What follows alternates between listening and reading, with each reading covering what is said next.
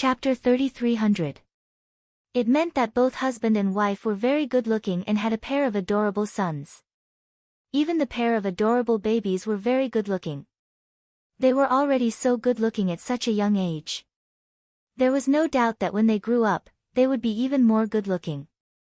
In the end, the public display of affection was so high-profile that it even came to fruition. Many female celebrities who wanted to climb up the social ladder but still failed to do so. They were so jealous that their porcelain teeth were about to shatter. There was a female celebrity who was rather popular recently. The reason why she was popular was not because of her outstanding works, but because she and her rich boyfriend had been in a love marathon for 10 years and had given birth to a son and daughter. Now, her third child was in her stomach, but marrying into a rich family was still far away. Her boyfriend was born in a prestigious family in the capital. In his family, his mother was the head of the family and had the right to speak. No matter how much this female celebrity tried to please her boyfriend's mother and even addressed her as mother-in-law on Weibo, she still did not care about her. It was obvious that she looked down on female celebrities in the entertainment industry, especially those who wanted to curry favor with rich families. Her third child was a son. According to the rules, she should finally have a chance to marry into a rich family, right? In the end, after waiting for 10 years, her boyfriend's negotiation came. The children, including the unborn baby in her stomach, belonged to him. And a check of 200 million yuan was to be compensation. In other words, the Empress Dowager, at home had given a strict order to not acknowledge her as a daughter-in-law. On the other hand, Yun Shishir was successful in both her love life and her career. She also had a pair of adorable sons and recently had a daughter. It could be said that it was a double blessing. Mu Yazhe was famous in the industry for doting on his wife. Previously, when they were doing a reality show, another celebrity couple had participated in it. But it was easy to tell the difference between a fake love and a real love through the details. Even though that celebrity couple was lovey-dovey and throwing sugar in front of the camera, it could not compare to Mu Yazhe's loving gaze in the behind-the-scenes video. He wasn't good with words, and he wasn't like the other couple who always said sweet things. His love for her was reflected in every small detail. Loving her was as natural as if it was carved into his bones. She had also become a part of his life. As soon as the two appeared on the red carpet, they immediately became the center of attention. Yun Shishir was too popular. Even though she had been recuperating at home for a long time, her popularity did not decrease in the slightest. When they found out that she would be attending the National Drama Awards ceremony, many fans traveled thousands of miles to Shanghai City to wait at the venue. They wanted to see their goddess, even if it was just a glimpse. When Yun Shishir and Mu Yazhe appeared, the fans screamed excitedly. It was enough to shatter their eardrums. "Ah! Shishir! We love you!" The attractive couple. Shishir's husband was here too. "Oh my God! Boss Mu is so handsome!" Crazy screams, like the waves, rose and fell one after another. Yun Shishir held Mu Yazhe's hand nervously. When she heard someone shouting, "Boss Mu," she almost broke into laughter. "Did you hear that? Someone's calling you." Yun Shishir teased him on purpose. "I didn't expect your fans to be so crazy." Chapter 3301. Mu Yazhe turned around and looked at the group of fans. With just one look, the crowd seemed to have exploded and screamed again. "Why do I feel that your fans are a lot crazier than mine? Don't tell me that these fans are all here for you." Yun Shishir was a little unhappy and said in a low voice. Mu Yazhe didn't know whether to laugh or cry. Hearing her speak, he was full of jealousy. He said, "These are all your fans." "Liar." Yun Shishir didn't believe him. She didn't know whether to laugh or cry as she said, "I clearly heard them calling your name." However, Mu Yazhe said, "Because I'm your man, your fans love me and my dog." These words were very pleasing to her ears. Yun Shishir nodded happily and was very satisfied with his explanation. She held on to him as they walked to the front of the interview table and accepted a few simple interviews from the MC. The two of them walked to the front of the autograph board. Muyaja took the golden marker pen from the MC's hand and unscrewed the cap before passing it to her. It was only when she finished signing her name that he picked up the pen and signed his name. His flamboyant signature stuck closely to her signature and became the most eye-catching scene on the autograph board. There was a burst of excited screams from the fans. To them, this kind of sweet public display of affection was their favorite.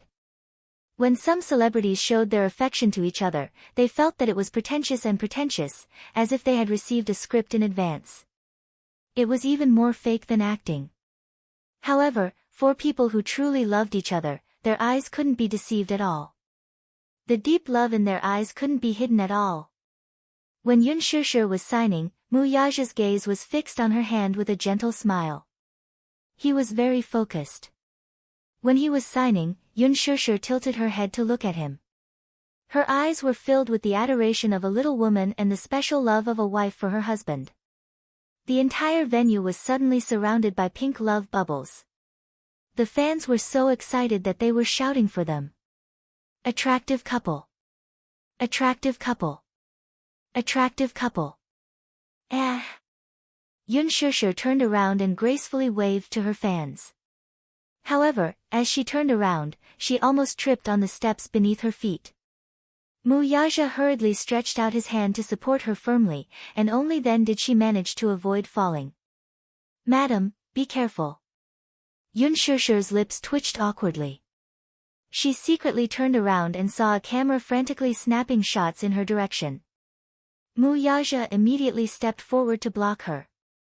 He didn't do it deliberately, blocking her naturally.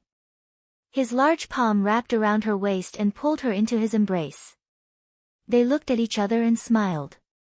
Then, he walked into the venue with her in his arms. At that time, the venue was not full yet. Muyaja and Yun Shishir arrived early, so there weren't many celebrities sitting in the empty seats. The National Drama Festival was broadcasted live. Because it was a live broadcast, they were very particular about which time to appear. It's too early. But if it's too late, it won't do if they don't have a celebrity status. For such a live broadcast, the viewership ratings would gradually increase. If they appeared at the beginning, there wouldn't be an appropriate warm-up, so there wouldn't be many viewers. In this way, the exposure rate would be much lower. Chapter 3302. Some of the smaller celebrities had to spend a lot of money to rent their outfits. To be able to attend such an award ceremony, they had to fight for such resources for a long time. They had to squeeze their brains out to get a spot. If they appeared too early, wouldn't it be a waste of resources? Many celebrities dreamed of appearing last because the viewership ratings would reach a peak before the award ceremony started. However, most of the people who appeared last were those with top-notch resources or powerful backgrounds. Most of them were A-listers. Hence, at a glance, Yun Shishir realized that the stars present were all veteran actors. These veteran actors, who had been acting for most of their lives, did not care about whether they would appear on stage sooner or later. They also disdained to compete with the younger stars for such ostentatious things. Hence, they arrived early.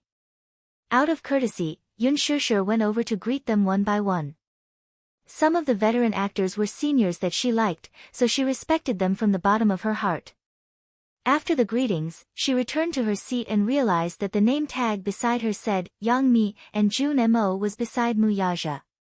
Her row was filled with Huanyu's artists. Not long after, Yang Mi and Li Jiuxian arrived. Li Jiuxian was Yang Mi's male companion. Yun Shishir noticed that the two of them were still very intimate even when they entered the venue. Li Jiuxian hugged her waist and looked at her with a gentle gaze that didn't seem like an ordinary friend's. Yang Mi was surprised to see Yun Shishir. She didn't expect to reunite with her at such an occasion. She had heard that there were some unforeseen events, so Yun Shishir had been in a semi-retired state. She didn't expect her to suddenly appear today and give her a big surprise. Shishir, why are you here? I've been nominated for Best Supporting Actress. The organizers invited me to attend the award ceremony. Yang Mi glanced at the people beside her and recognized Muyaja immediately. Her attitude immediately became respectful and careful. Yun Shishir knew that she was in awe of Muyaja. She smiled slightly and said, "Have a seat." "Okay." Yang Chang and Li Jiuxian sat down cautiously. Obviously, they didn't know that Muyaja would come as a guest, so they were a little nervous. Yun Shishir said, "The organizers are so considerate to arrange for you and Jun Mo to be by my side. They know that we are close." When Yang Chang heard this, her nervousness eased a little. She smiled and felt warmth in her heart. She was a little older now, so she was no longer as headstrong as when she first debuted. After many years in the entertainment industry, her personality had also been tempered. She said, "Shishir, I really envy you. Look at you, how happy are you now? Kind people can also become very lucky. The heavens are really looking after you." Yun Shishir glanced at her, then at Li Jiuxian, who was sitting beside her, and suddenly asked, "Are you two dating?" Yang Chang's expression froze, and she immediately became embarrassed. Beside her, Li Jiuxian also became uneasy, but he didn't immediately deny it. Instead, he glanced at Yang Chang, as if he was following her advice. "Shishir. You. How did you know?" She was indeed dating Li Jiuxian. The rumors that spread back then were true. She and Li Jiuxian fell in love with each other because of the movie. It was just that they didn't have a clear relationship, so they kept each other warm. Chapter 3303. After all, being a celebrity was a very lonely profession. Sometimes, they would be filming in a remote mountain forest for months without any contact with the opposite sex. Men and women were both emotional creatures with instincts and desires. It was inevitable that they would be unable to control themselves. However, after that, Yang Mi broke up with Li Jiuxian. She was career-minded and wanted to take advantage of her youth to try her luck. Moreover, Li Jiuxian was 2 years younger than her. Not to mention the outside world and fans, even she did not think highly of it and was hesitant. However, some time ago, Li Jiuxian and Yang Mi had worked together in another movie. Li Jiuxian could not let go of Yang Mi, so he started to pursue her passionately. Reluctantly, Yang Mi secretly dated him for a few months. She kept it a secret from the media, and her confidentiality measures were watertight. Even in the company, no one knew that they were dating. Hence, when Yun Shishir asked about this, Yang Mi was quite surprised. Yun Shishir smiled mysteriously. "I can tell." "You can tell?" "Of course." Li Jiuxian looked at her with a deep love in his eyes that was boiling hot. After walking the red carpet and entering the venue, they did not have to hold hands anymore. However, until they sat down, they held hands tightly. The dress that Yang Mi was wearing this time was especially restrictive. Hence, Li Jiuxian was worried and cautious, afraid that she would bump into something. This kind of thoughtfulness was only found between couples. Yang Mi was surprised by her keen attention to details. Beside her, Li Jiuxian nodded at Yun Shishir and Muyaja. Then, he said to Yang Mi, "There are a few directors and producers sitting over there. I'll go greet them and be right there." "Okay." After Li Jiuxian left, Yang Mi's face revealed a sense of emptiness. When Yun Shishir saw this, she was a little surprised and asked, "What's wrong?" "I'm a little hesitant." "What are you hesitating about?" Yang Mi turned around and looked at her. She confessed from the bottom of her heart, "Shishir, do you know why I'm so envious of you? Because you have a love that makes others envious and jealous. I also yearned for it, but I felt a little hopeless when it came to love. I didn't dare to touch it. I was afraid that if I fell too deeply in love, I would inevitably get hurt. I started dating Aja because of this concern. I don't know if he's the one I've been waiting for, and I can't be sure if he's the one who'll accompany me for the rest of my life." After a pause, Yang Mi continued, "Shishir, you know that I'm too sensitive and insecure." She yearned for love, but was afraid of getting hurt. "Aja had always wanted to announce our relationship to the media, but I didn't dare to. I was afraid that once our relationship was exposed to the public, those blessings or slanderous rumors would definitely cause our relationship to end without any results. Although I really want to hold his hand and face the camera openly, I'm afraid that if the fans find out, I'll be criticized again. Yoon Shusher said, they are slandering you because you have the happiness and beauty that they will never get. The reason why they're paying so much attention to you is because you're outstanding. That's why you're eye-catching. Yang Jian was stunned. You can only be praised if you can withstand slander. Moreover, if you and he are really destined to be together, why would you be affected by what others say? Chapter 3304. If he's not worried about himself, why are you worried about him? If he sees you as number one, popularity and fans are nothing. I don't want to delay his career. Then are you willing to delay your own life? This sentence seemed to wake her up. I think a happy family is more important than a career. 1 house, 2 people, 3 meals, 4 seasons. This is probably the dream of every woman, right? Yang Mi sat in her seat in a daze, unable to recover for a long time. Suddenly, she smiled at Yoon Shusher. Thank you, Shusher. I've thought it through. That's good. Lee Joxian returned quickly. Yang Chang smiled at him. The affection between the two of them was self-evident. The guests entered one after another, and the venue became busy. The music was elegant, and the lights made the whole hall look magnificent. Yoon Shusher rarely attended such an occasion, so she was inevitably nervous. However, she didn't know why, but as long as this man was by her side, no matter how big the occasion was, she could always maintain her calm. Subconsciously, her dependence on him had unknowingly become deeply ingrained. When all the celebrities arrived, the opening ceremony officially began at 9 p.m. The awards ceremony was interspersed with awards and performances. The third round of awards ceremony was to award the Best Actress in a TV Series of the Year. Yoon Shusher had only taken on a few scripts since her debut. One of them was a movie, and the other was the lead role of Extreme Youth, which had yet to be broadcast. Therefore, such an award naturally had no chance with her. The big screen showed the list of nominees, and Yang Mi's name was on it. It was obvious that Yang Mi was very nervous. Although she had been in the industry for many years and had seen countless big occasions, it was obvious that she was a little hesitant. After all, the actors competing with her were all very strong. The MC walked on stage and exchanged greetings with the guests. Then, he picked up his line card and kept the audience guessing. Finally, when he read Yang Mi's name, the big screen switched to Yang Mi's face, and the venue erupted into thunderous applause. Yang Mi covered her mouth in excitement. She was so surprised that the corners of her eyes were slightly wet. Yoon Shusher sincerely congratulated her. Beside her, Lee Joxian looked at her with relief and hugged her. Yang Mi, congratulations. The celebrities sitting in front and behind her also congratulated her. Hearing this, Yang Mi clasped her hands together and pressed them against her lips to express her gratitude to those who congratulated her. Amidst the thunderous applause, she carefully lifted her skirt and walked onto the stage. On the big screen, she stood in front of the podium with tears in her eyes and hugged the guest presenter. After receiving the trophy, Yang Mi turned to look at the audience and revealed a beautiful smile. Thank you all for your love. First of all, I'm terrified to be able to stand here today. Therefore, there are many seniors with superb acting skills sitting here.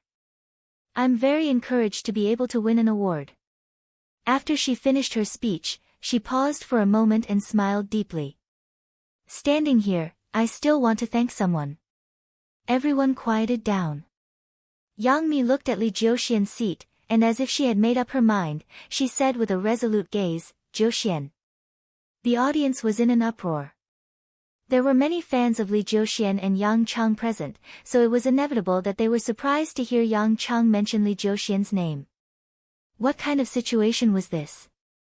Chapter 3305. Yang Mi looked at Lee Joxian's seat. She seemed to have made up her mind about something as she said with determination, Joxian. The audience was in an uproar. There were many fans of Li Jiuxian and Yang Mi in the audience. It was inevitable that Yang Mi would mention Li Jiuxian's name. The camera cut to Li Jiuxian's face. He stared at the screen in a daze. Obviously, he found it hard to believe that Yang Mi would mention his name at such a public award ceremony. Yang Mi looked below the stage and her gaze fell on Li Jiuxian. Finally, she looked at the camera and said solemnly, "Today, I have received such an honor on such a sacred stage. I would like to use this meaningful day to announce something." There was a slight uproar in the audience as they discussed. However, in the blink of an eye, it was dead silent.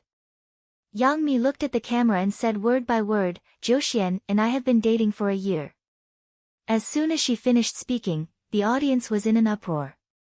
On the screen, there were two images.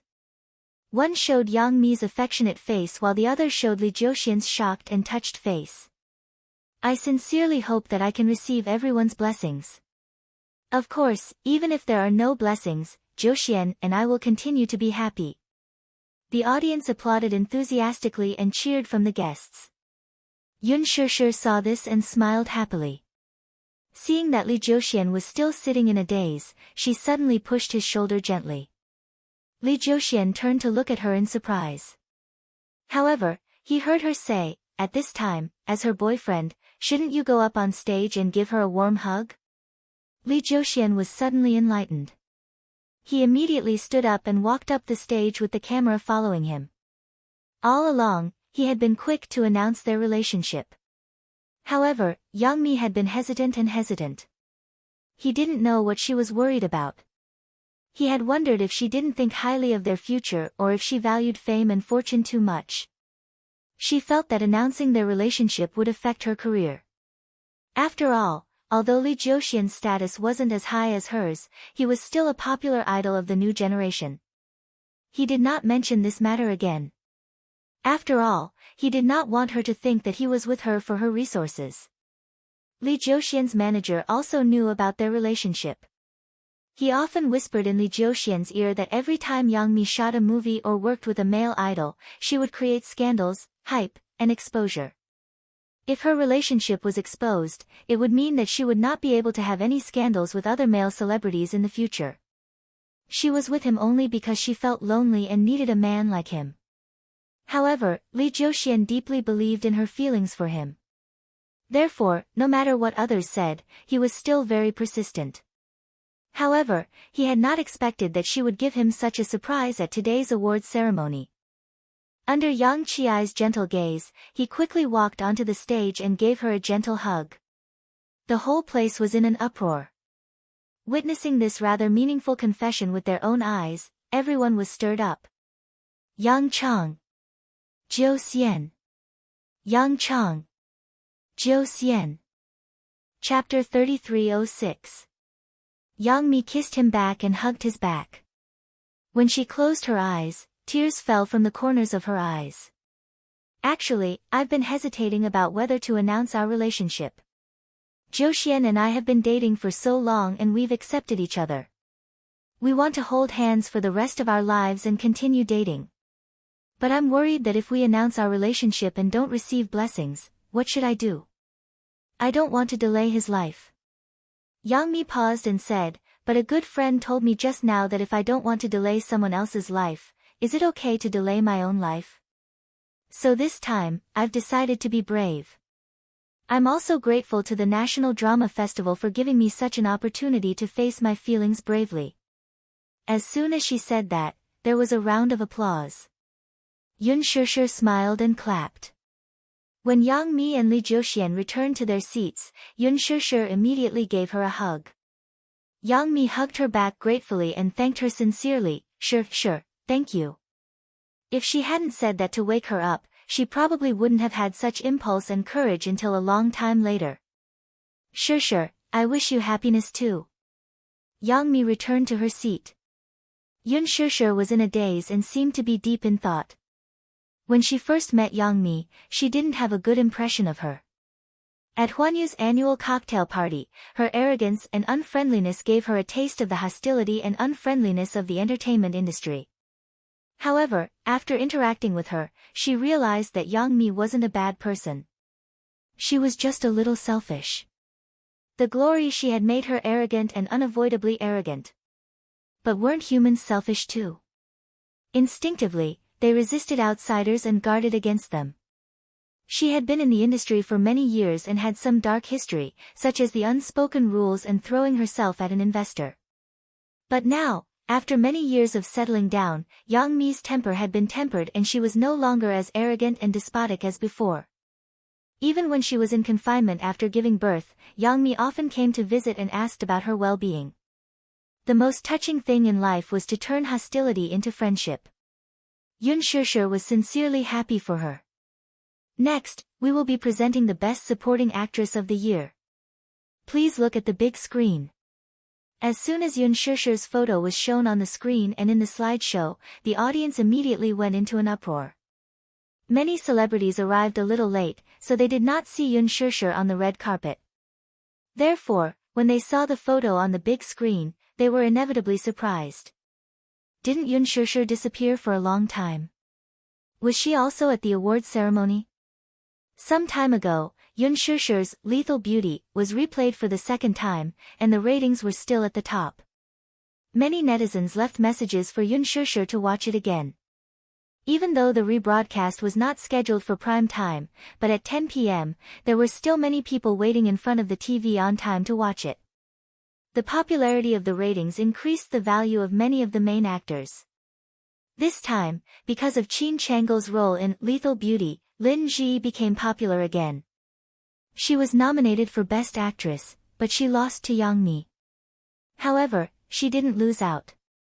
After all, with Lethal Beauty, Lin Ji's status was stabilized. Even her endorsement fees doubled. Lin Ji laughed even in her dreams. The MC returned to the front of the stage and picked up the card, but pretended to be mysterious. I think I saw a face on the screen that I haven't seen in a long time. Chapter 3307. There was a lot of discussion below the stage. Yun Shishir heard people whispering in the back row. Yun Shishir is here too. Why is her name in the nomination list? I heard that her popularity in the online voting is too high and she crushed the other candidates. But hasn't Yun Shishir disappeared for a long time? She wasn't in the voting list at the beginning. Many enthusiastic netizens left comments below and their voices were very loud. Only then did the organizers put her name in. In the end, she took the lead in the voting overnight. If she still doesn't get nominated, the audience will definitely suspect that there's something shady going on, right? But what's the difference between Yun Shishir's current state and retirement? If she wins the award but doesn't show up, won't it seem very insincere? Won't the other nominees feel uncomfortable? But if she doesn't win the award, with her high popularity, she will definitely be suspected of being shady, right? If that's the case, won't the organizers be in a difficult position? Yun Shishir didn't come. Amidst the discussion, Yun Shishir couldn't help but feel a little nervous. She grabbed Mu Yaja's hand tightly and looked at the stage. The MC said in a deep voice, "Next, I'm going to announce the Best Supporting Actress list." Actually, in the National Drama Festival, the most valuable award besides the Best Actress award is the Best Supporting Actress award.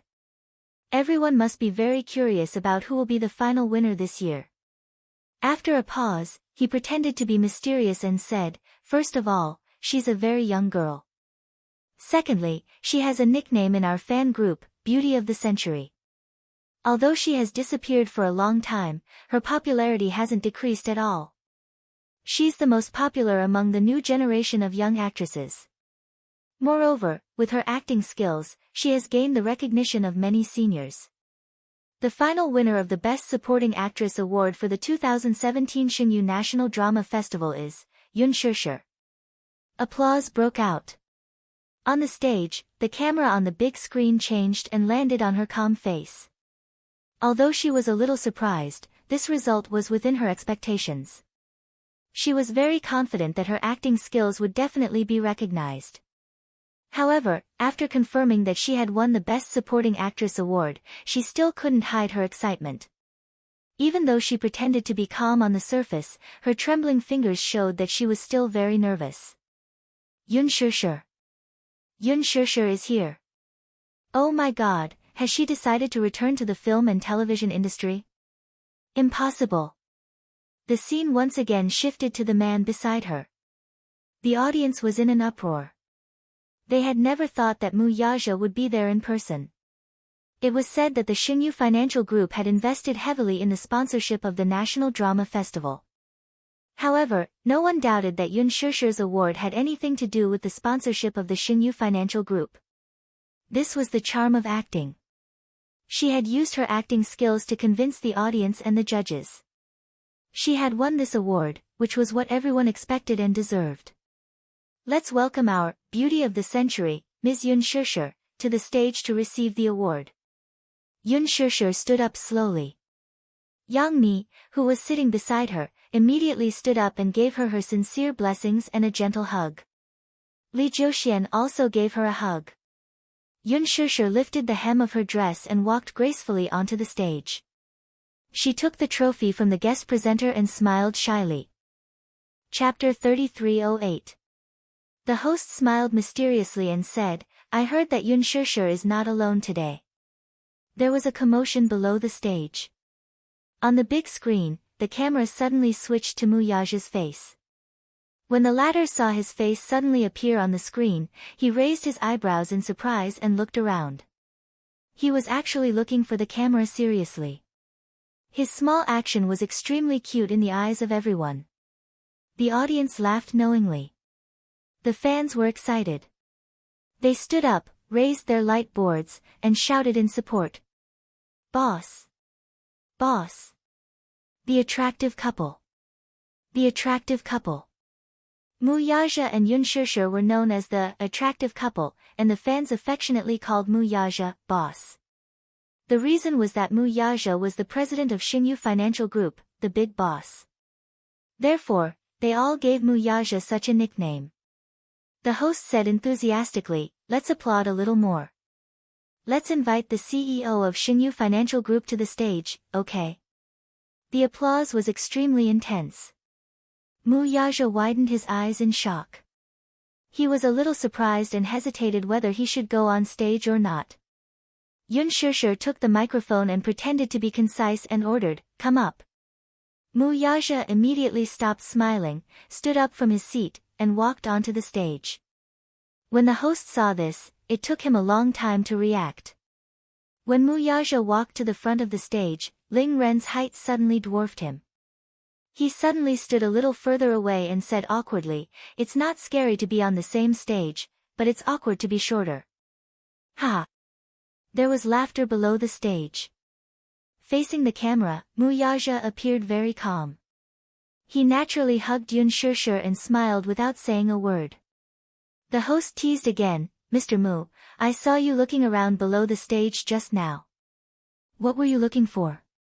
Mu Yaja's lips curled into a bashful smile. Yun Shishir immediately chimed in. He's probably looking for a camera. How cute. The host continued, but when CEO Mu went on stage just now, he looked like a young daughter-in-law.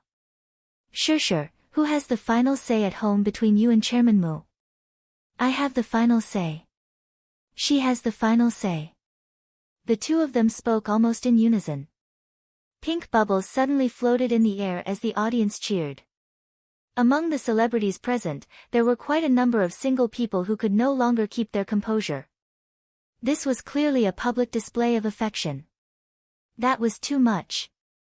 The host also smiled and said, since they said it in unison, it looks like it's true. I remember I saw in a news article that CEO Mu appeared on camera at a financial conference. He clearly had the demeanor of a domineering CEO. Why does it feel like he's a henpecked husband when he's beside Shishir? Mu Yaja started to lose his cool and protested, no, no. Then let me ask you. The host asked, who has the final say at home? Mu Yaja said honestly, Madam has the final say. The host beamed and asked again, then, who has the highest status? A certain big boss was obviously being led into a ditch, but he didn't realize it and still answered obediently, "Madam has the highest status." Yun Shusher covered her mouth and snickered. She felt that Mu Yaja was really too cute. The host asked again, "Who's in charge of earning money and who's in charge of spending money?" Big Boss Mu said again, "I'm in charge of earning money and Madam is in charge of spending money." Chapter 3309. The MC replied, "Oh." She smiled and shook her head. Then she turned around and asked the audience, "Do you think someone like him is considered a slave to his wife?" The audience cheered, "Yes." The MC asked Yun Shusher again, "Shusher. Yeah. Was what Mr. Mu said just now true? Are you basically in charge at home now?" Yun Shusher said reservedly, "Basically, I'm in charge of the small things and he's in charge of the big things." Mu Yaja added quietly, "There doesn't seem to be any big issues at home." When Yun Shusher heard this, she broke into laughter. The MC pressed on and asked, "Then, do you have a higher status in your family?" "A little, but just a little. In our family now, the one with the highest status is still the little princess." "The little princess?" The MC widened her eyes exaggeratedly and exclaimed, I haven't heard about it." "When did you have a daughter?" "She's already 7 months old." 7 months. She's going to turn 1 soon. However, I think that Shusher has never exposed her daughter in front of the cameras to protect her. It's said that once a woman becomes a mother, she will gain the charm that only mothers have. I think our Shusher is a little different from before." Yun Shusher smiled. "What's the difference?" "The gentleness of a mother." Yun Shusher blinked and said, "Wasn't I gentle in the past?" The audience laughed knowingly. Yun Shusher and the MC interacted tacitly. The MC paused and looked at Mu Yaja again. "Now, it's Mr. Mu's turn to take the test." When Mu Yaja heard this, he thought it was a little strange. He raised his eyebrows and asked, "What test?" The MC pulled him aside mysteriously and said in a low voice, "After the little princess is born, in Mr. Mu's heart, is his wife or his daughter higher?" Mu Yaja said almost without thinking, "His wife." When the MC heard this, she snorted and looked like she didn't believe him. He turned around and asked Yun Shusher, "Shusher, are you satisfied with his answer?" "No." Yun Shusher snickered and said, "This answer doesn't count." The MC was interested and raised her eyebrows. "Oh. There's something fishy." Yun Shusher raised the microphone and replied, "At home, he will dote on his daughter." "What about the 2 young masters?" "He will especially like daughters more, so in his heart, daughters will definitely have a higher status." Mu Yaja's lips curled into a helpless smile as he wiped the corner of his lips with his fingertips, not knowing whether to laugh or cry. There was an uproar. To everyone's surprise, though, the man actually preferred his daughter over his son. The host smiled and said, "It's said that this daughter was her father's lover in his previous life." Yun Shusher smiled shyly, but Mu Yaja continued, "In my heart, Madam is still the most important. Because now, all the happiness I have is because of her. I'm very lucky to have her in my life. She just happened to appear in my world at the right time." Chapter 3310. Mu Yaja smiled as he hugged the back of her neck and planted a kiss on her forehead. "Congratulations. Congratulations, my wife." Yun Shusher was so touched that she almost cried. She hugged him tightly, surprised and happy. Until the 2 of them walked off the stage hand in hand, the crowd's envious gazes followed them. Lin Ji's eyes were filled with jealousy. However, jealousy was one thing. After experiencing some things, she had calmed down a lot. She knew that no matter how unwilling she was, some people should not be touched. After all, she knew that, while Yun Shusher was weak, the man behind her was not to be trifled with, and he was definitely not a good person. Yun Shusher was his reverse scale and his Achilles heel. She would not do anything stupid again. After all, she had learned her lesson. Lin Ji turned away and did not look at her. Returning to her seat, Yang Mi looked at her with tears in her eyes and gave her a warm hug. Sure, you're so lucky. I wish you the best too. Congratulations. Thank you. Yun Sure glanced at Yang Mi and Li Jiuxian and asked, how about you two? Since you've announced your relationship, when do you plan to get married? Li Jiuxian smiled gratefully. He had heard from Yang Mi that it was Yun Sure who gave her the courage to announce it on such a sacred occasion. He held Yang Mi's hand and smiled at her. There's no rush. After all, we've just announced our relationship. If we get married immediately, the fans will be unprepared. Moreover, I promised Mi Fu that I would give her a sacred wedding. No matter how big or small, we need to prepare seriously. This can't be rushed. Yang Mi added, sure, once the wedding date is confirmed, I'll send you an invitation immediately. You must come. Sure. Yun Sure smiled mischievously. I wonder if the sisters group is still looking for people. Yang Mi was overwhelmed by the favor. With Yun Sure's current status, she was no longer someone she could invite. However, since she had taken the initiative to say that she wanted to join the sisters group, she was naturally more than willing. Sure. As long as you are willing to come, of course you can. Yang Mi then asked Mu Yaja, Chairman Mu, are you coming too? If she's going, I'll naturally go too. What an honor. In front of Mu Yaja, Yang Cheng finally relaxed a little. After the National Drama Festival ended, many celebrities rushed to accept media interviews. Yun Sure was tired, so she turned down the interview and took a private jet back to Jingdu that very night. By the time she reached the capital, it was already early in the morning. When she got home and finished washing up, she was so tired that she lay on the bed. As soon as her head touched the pillow, she fell asleep. When Mu Yaja saw how tired she looked, he couldn't bear to torment her any longer and hugged her to sleep. The next day, Mu Yaja went to work as usual. Yun Sure only woke up in the afternoon. She walked into the cloakroom and found Yu wiping the trophy she brought back yesterday. Seeing that she was awake, Yu smiled happily. Lazy mommy, you're finally awake. Oh, I woke up hungry. Yun Sure rubbed her flat belly and said pitifully, Yu, did you save any good food for mommy? Of course. You can starve anyone, but you can't starve mommy. Oh right, sis, I've breastfed her.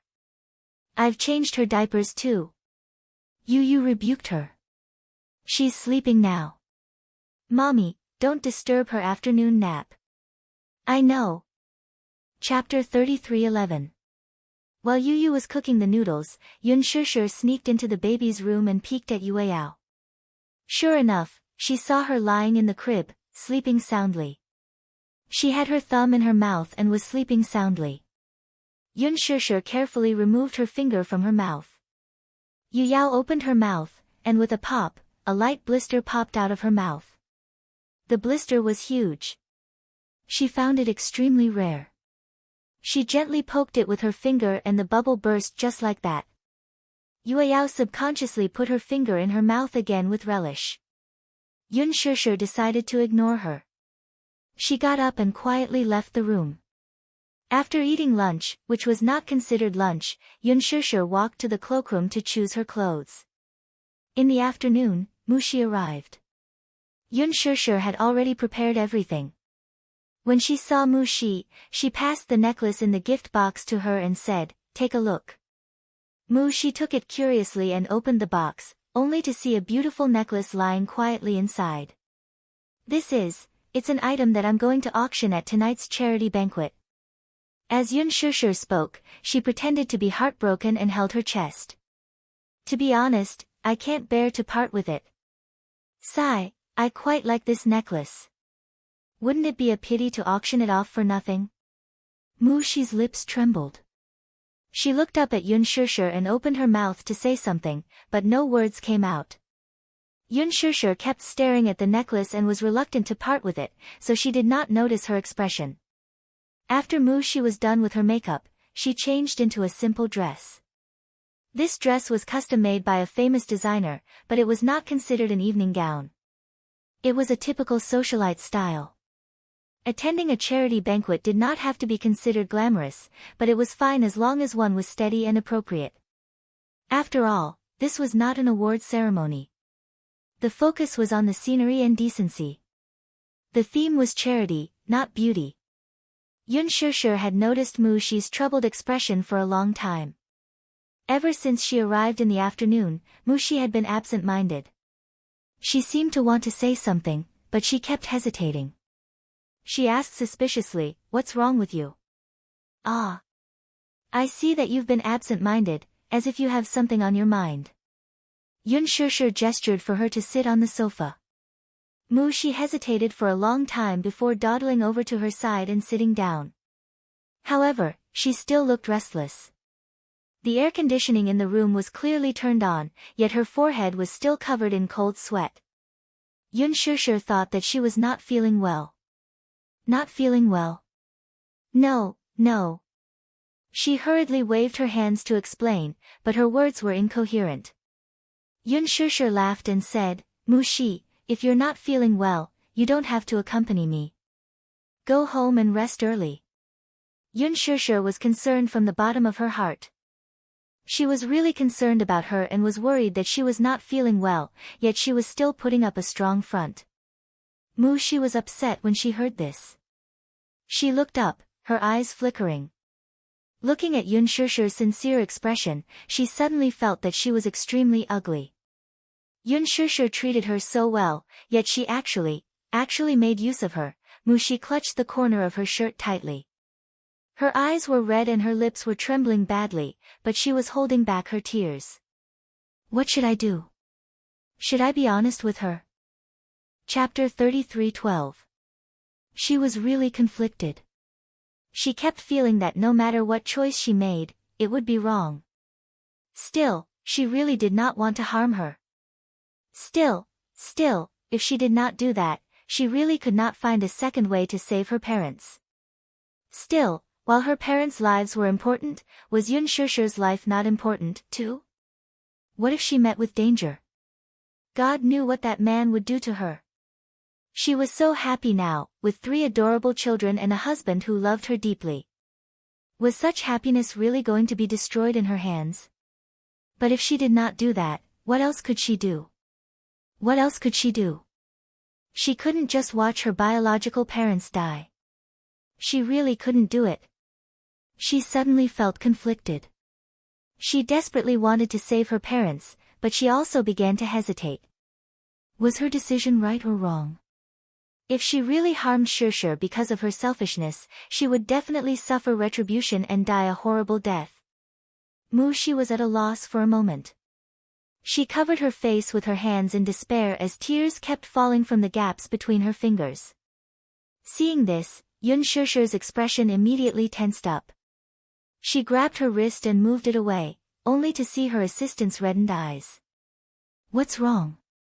She hurriedly took a wet wipe and wiped her tears seriously. She asked anxiously, Mu Shi, why are you crying? Did something happen? Mu Shi looked at her with reddened eyes. The more she cared, the more guilt and uneasiness in her heart grew. She suddenly bit her lip and wanted to confess to her. Shusher, my father, however, just as the words reached her throat, they were blocked. She suddenly recalled that man's threat. If she told Yun Shusher, then her father would really die. Mom would die, too. Mu Shi hesitated again as she stared at her. Her mouth opened and closed for a long time, but no words came out of it. Yun Shusher looked at her anxious expression and misunderstood her. What's wrong? What happened to your father? Is he sick? Startled, she turned her face away abruptly and closed her eyes.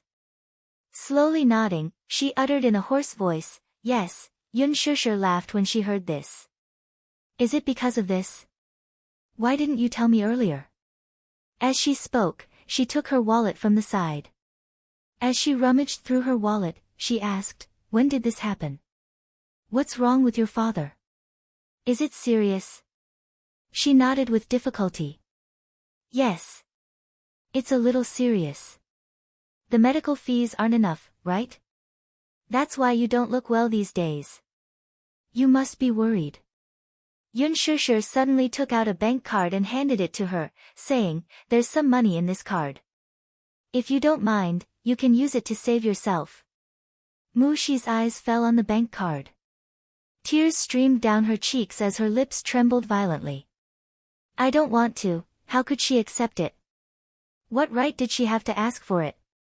She shook her head. "I don't want to, are you being polite with me?" Chapter 33:13. I can't take it. Mu Shi pushed the card back and shook her head frantically. Sure, I can't take it from you. Why are you being so polite with me? Just treat it as a loan. My dad. Mu Shi gritted her teeth and hesitated for a while. In the end, she did not have the courage to tell her everything. Instead, she said with difficulty, "My dad is fine, then, I've noticed that you don't look well these past 2 days." Yun Shishir smiled. "If you're unhappy about something, feel free to tell me." Mu Shi was flustered. She hurriedly stood up and said, I'll go to the washroom." "Oh." Yun Shishir watched in a daze as she suddenly stood up and hurried into the washroom. She was a little confused. Mu Shi dashed into the washroom and locked the door from the inside. She held onto the counter for support as tears streamed down her face. She bit her lower lip hard and covered her mouth uneasily. Looking at the mirror, her eyes were redder than ever. Yu walked over and saw Yun Shishir sitting on the sofa. She was dressed neatly and had light makeup on. He asked curiously, "Mommy, are you going out today?" Didn't I tell you before that there's a charity banquet tonight?" The little lad tilted his head curiously and was a little puzzled. "Are you going alone?" Yun Shishir said, "Mu Shi will accompany me." Yu frowned but did not say anything. There was actually no need to attend a charity banquet. Most charity banquets appeared to be for charity on the surface, but they were not serious banquets behind the scenes. Many powerful entrepreneurs would attend charity banquets. Hence, many female celebrities would often use charity banquets as an excuse to travel among the big shots of the business world in search of potential investors. If they could hook up with a potential investor, it meant that they would have a meteoric rise in their career.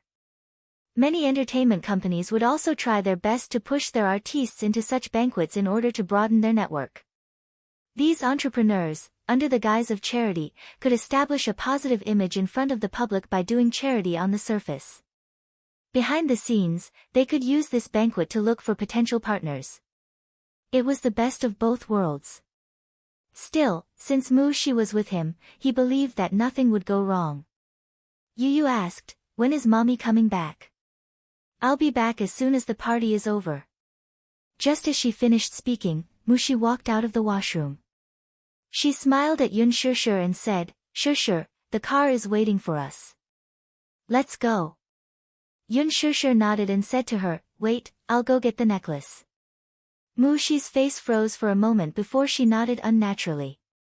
Yun Shishir took out the jewelry box, only to see her assistant standing at the door, biting her nails nervously. She furrowed her brows. "Mu Shi, what's wrong?" I'm afraid I won't make it in time." "Didn't you say 8:00 in the evening? Go early, or you'll be late."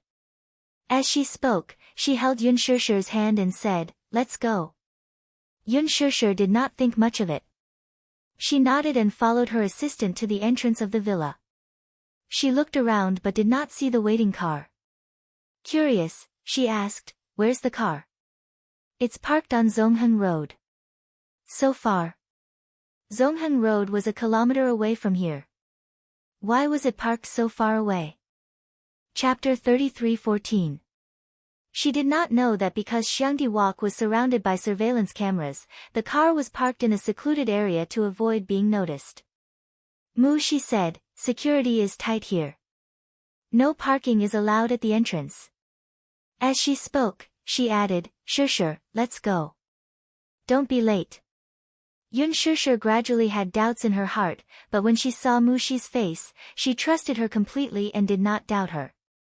Along the way, Mu Shi was a little quiet. Yun Shishir was even more puzzled when she saw that, for some reason, her forehead was covered in cold sweat and her hands were trembling. Mu Shi. Do you know? You're acting weird today. Mu Shi laughed dryly. Weird? What's weird about it? I see that you're always absent-minded. Your hands are trembling, as if you're guilty of something. Yun Shishir did not mince her words. Mu Shi's heart skipped a beat. Seeing this, Yun Shishir was even more convinced of her judgment. Mu Shi, you're hiding something from me. This sentence made the already guilty Mu Shi's heart beat even faster. She turned her face away, feeling even more embarrassed.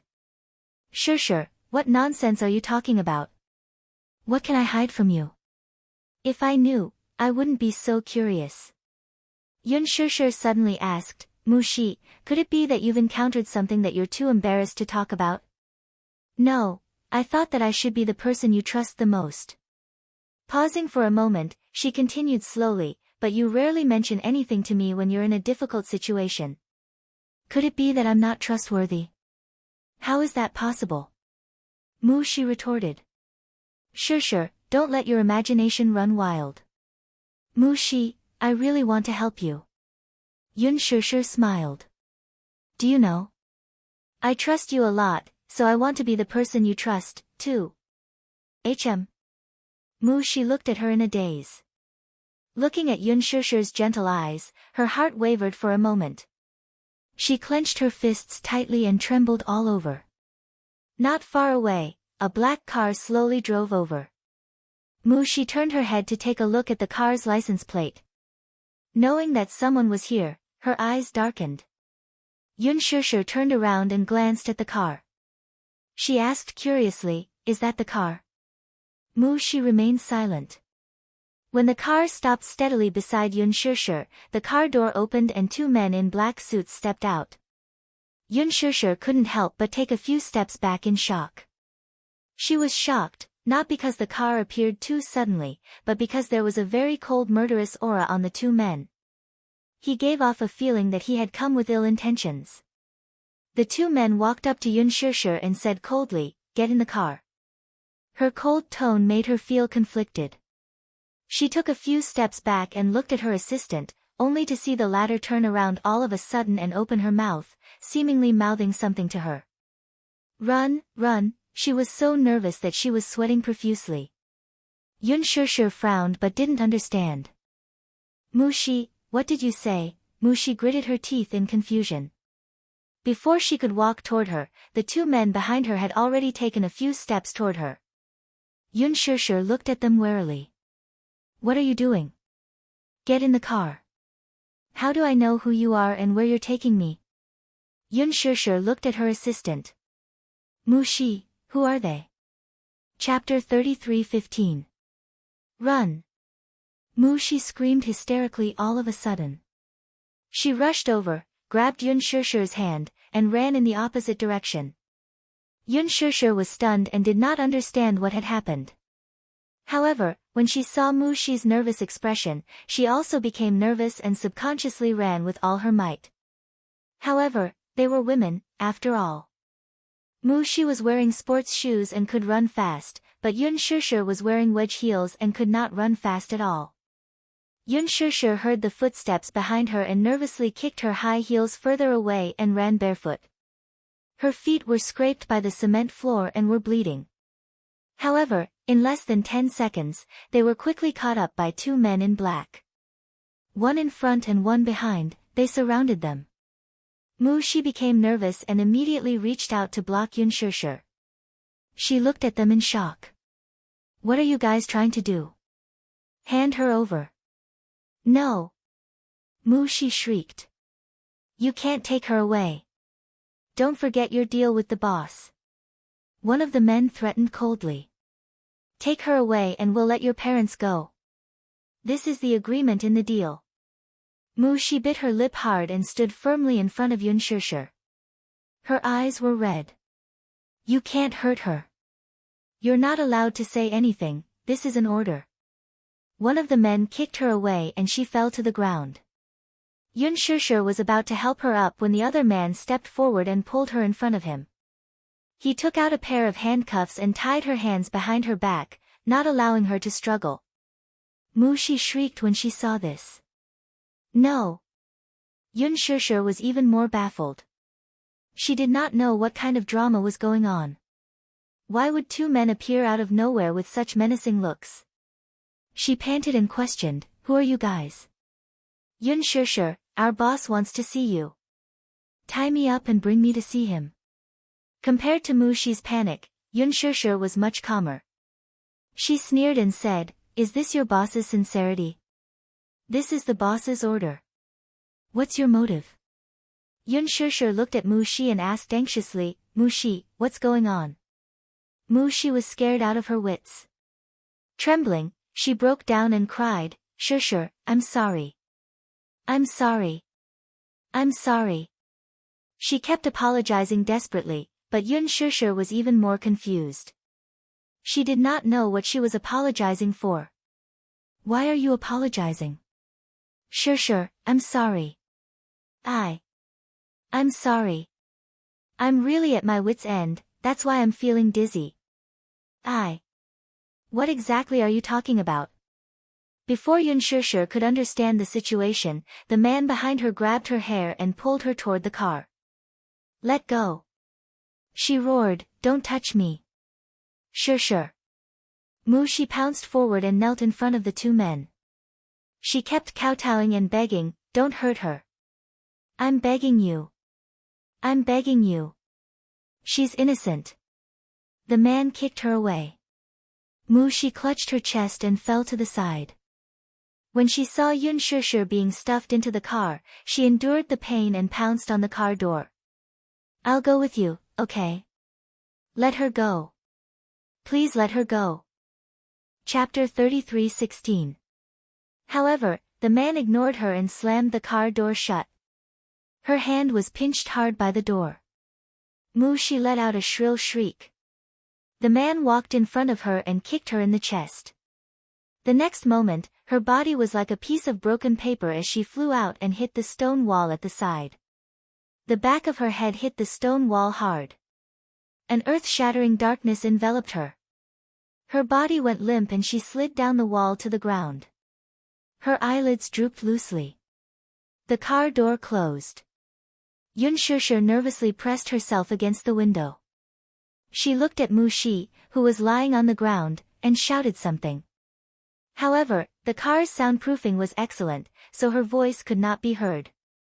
Mushi tried to lift her heavy eyelids, but she could only watch as the black car sped away and disappeared from her sight. Shishir, Yu sat in the study, feeling uneasy. Ever since Yun Shishir left, he felt uneasy for some reason, as if something big was about to happen. This was probably the magical telepathy between mother and son.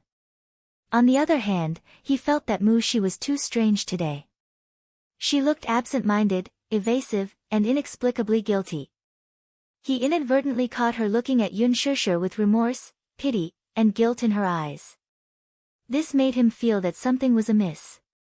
He sent Li Hanlin to investigate the charity banquet, but there was still no reply.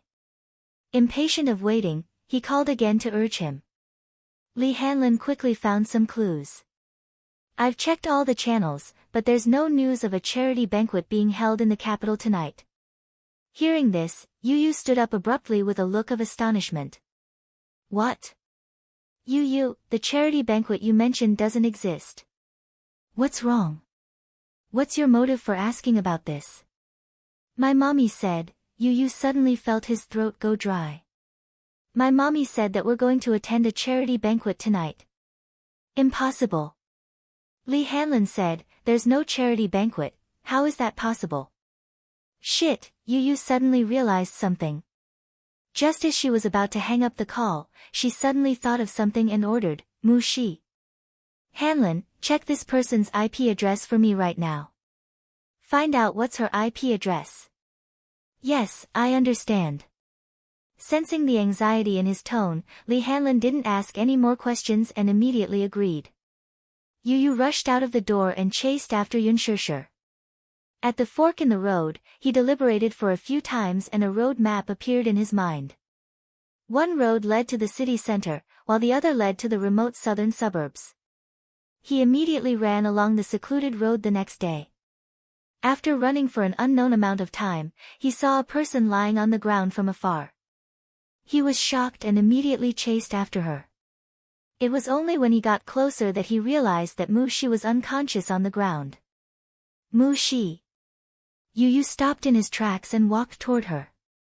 After the vigorous exercise, he suddenly stopped. His heart skipped a beat as he felt his heart palpitate. He frowned and clutched his chest tightly. He staggered to her side and half knelt on the ground, his body on the verge of collapsing. He endured the discomfort and reached out to pat her face. "Wake up." For a long time, there was no reaction from her. Chapter 33:17. Yu Yu leaned against the wall weakly until he saw a pair of high heels lying on the floor not far away. He immediately forced himself to walk over and pick them up. He immediately recognized them as his mommy's high heels. He would occasionally tidy up the cloakroom for his mommy, so he recognized them. "Oh no," Yu Yu immediately called Li Hanlin, but the other party replied that they could only trace the IP address to an overseas IP. Hence, their ability was limited and they could not find the final IP address. Even Li Hanlin could not find it. It seemed that this had something to do with the dark web. A white light flashed across Yu Yu's mind. He realized something and immediately called Gong Jia via video call. The video call was quickly connected. Gong Jia was a little surprised that he would take the initiative to call, but before he could ask, Yu Yu quickly explained the situation to him succinctly. The more it was like this, the calmer Yu Yu was. He knew very well that if he lost his composure, the situation would be even more out of control. Yu Yu said in a low voice, "I suspect that this matter has something to do with Dietrich." Gong Jia's heart skipped a beat when he heard this. He immediately said, "If it's really Dietrich's doing, then sister is temporarily safe. His target must be you. Yu Yu, protect yourself well. I'll start investigating right away." "Okay." Yu Yu ended the call and sent a location to Muyaja. However, he soon fainted from exhaustion. After Yun Shishir was forced into the car, her hands were tied behind her back, her eyes were blindfolded, and her mouth was taped. However, even if they did not seal her mouth, she would not foolishly scream. The car drove for a long time. She was on tenterhooks as she did not know where this car was taking her. Kidnapping? Yun Shishir thought carefully and felt that there were many suspicious points about Mu Shi. Especially today, when she stammered and evaded the topic. She looked very guilty, but for some reason, her gaze toward her was filled with regret and hesitation. Previously, when she gave her the invitation, her expression was very strange.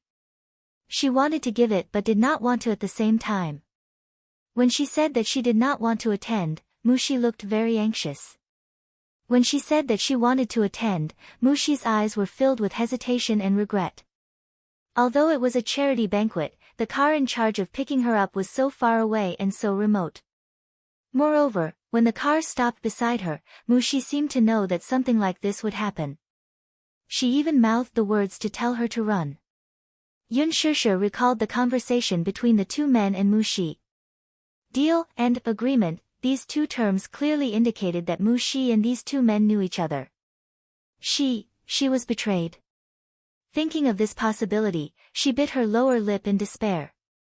She trusted her assistants so much, but in the end, the person closest to her betrayed her. At this thought, Yun Shishir's heart turned cold. It was as if her blood had been sucked away. Along the way, she kept calculating the distance in her heart. The car drove for more than half an hour. At this speed, they had driven about 60 kilometers. Finally, the car came to a steady stop and she was forced out. Immediately after, she heard the sound of a ship's engine. The pier? The port? Judging the time, it was already evening. Chapter 33:18. She struggled repeatedly as the two men held her down on both sides. According to Mu Shi, the charity banquet was held on a cruise ship. Could it be that they were going to send her on a cruise ship? If that was the case, it would be impossible for her to escape from the vast sea. Should she jump into the sea? That was the same as courting death. To her, a cruise ship was simply a prison on the sea. Her struggles were not worth mentioning to the two men. The more she struggled, the more ruthless they became. With a chop of a hand, she only felt a dull pain at the back of her neck. Her brain instantly went numb and she fainted. When she woke up again, she opened her eyes and found herself in a luxurious room. The thing that was used to cover her eyes and seal her mouth was gone. Beside her, a group of unfamiliar women were busy. Just as she was about to sit up, she realized that the handcuffs on her wrists were still there. She had a splitting headache.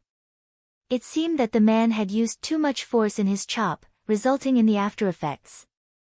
Her head was throbbing with pain as if her brain was turning upside down. Suddenly, she felt something strange on her body. Half of her shoulder was exposed to the air. She looked down.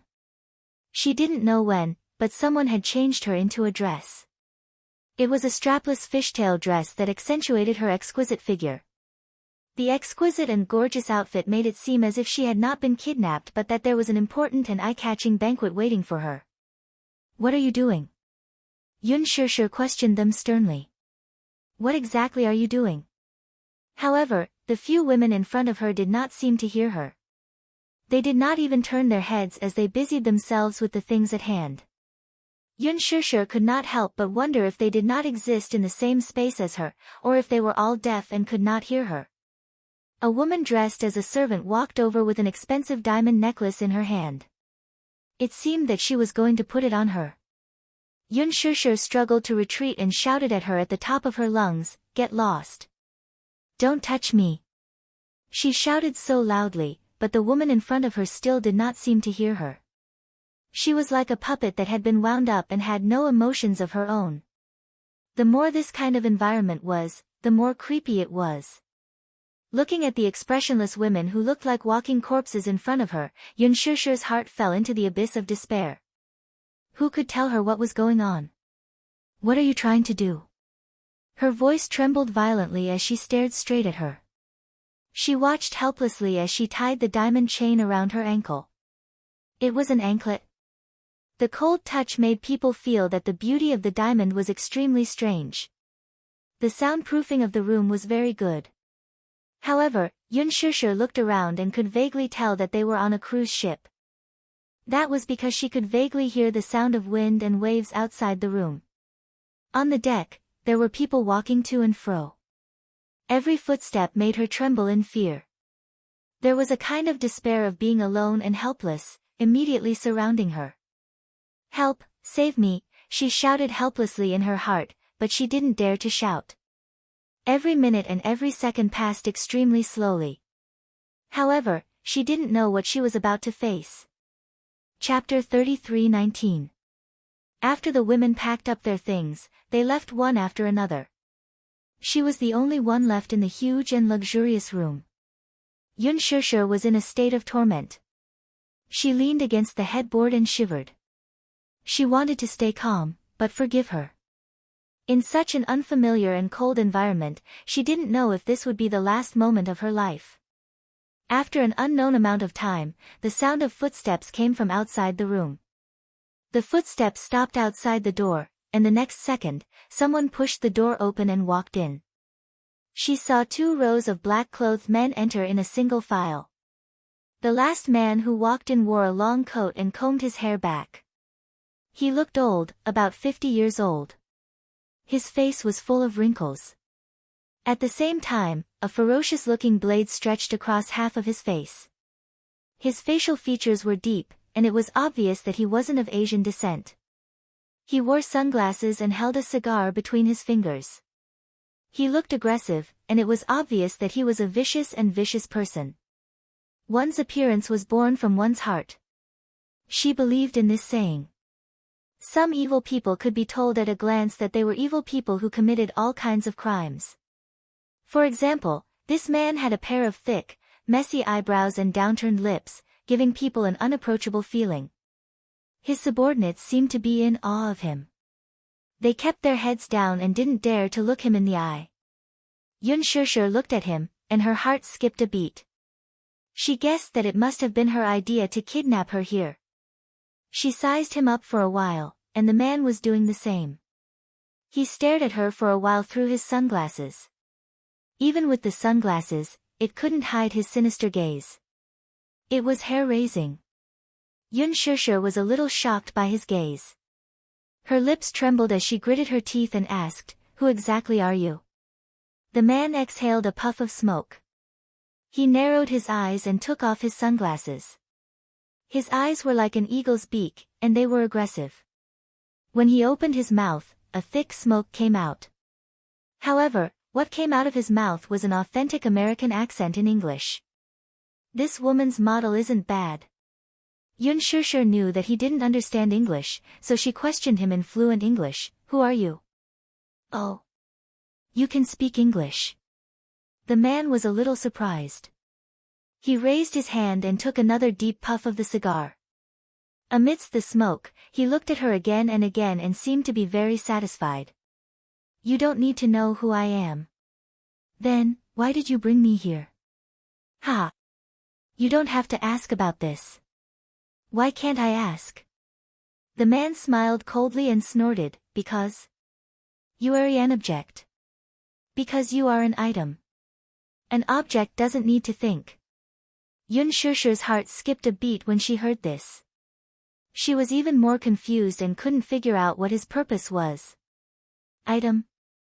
She was not an object at all. Yun Shishir wanted to say something, but the man turned around and quickly left the room. The door closed again, isolating her from the world. Yun Shishir sat on the spot in a daze, her heart in a state of extreme panic. The sound of the waves outside the window became clearer and clearer. She closed her eyes in despair. She only hoped that she would be taken away from here as soon as possible. When Yu woke up, he was in the hospital. Mu Yaja and Xiao Yichen were sitting by the bed. When they saw that he had woken up, they immediately surrounded him. Chapter 33:20. Xiao Yichen asked, Yu, are you alright?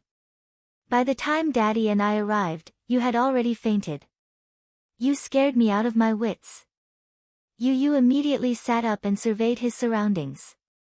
Realizing that he was in a hospital, he asked anxiously, "What time is it now?" 9 p.m. 9 p.m.? It had been 3 hours since they lost contact with his mother. Yu broke out in a cold sweat. He did not know if his mother was safe or not. For 3 hours, no news was the best news. He suspected that this was Dietrich's doing. If that was the case, then he must have taken his mother away to target him. What if that was not the case? If the person who kidnapped Mommy wasn't Dietrich, then Mommy's safety wouldn't be guaranteed. Where is she? Yu immediately looked up.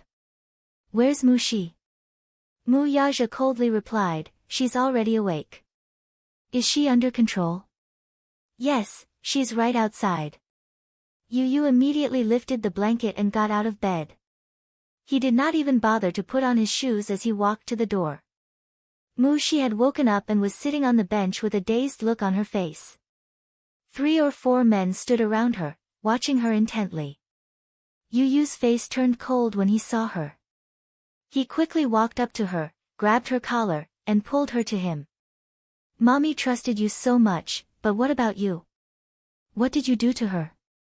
Yu enunciated each word clearly. You betrayed her. You betrayed her. Mushi's face broke down when she heard this.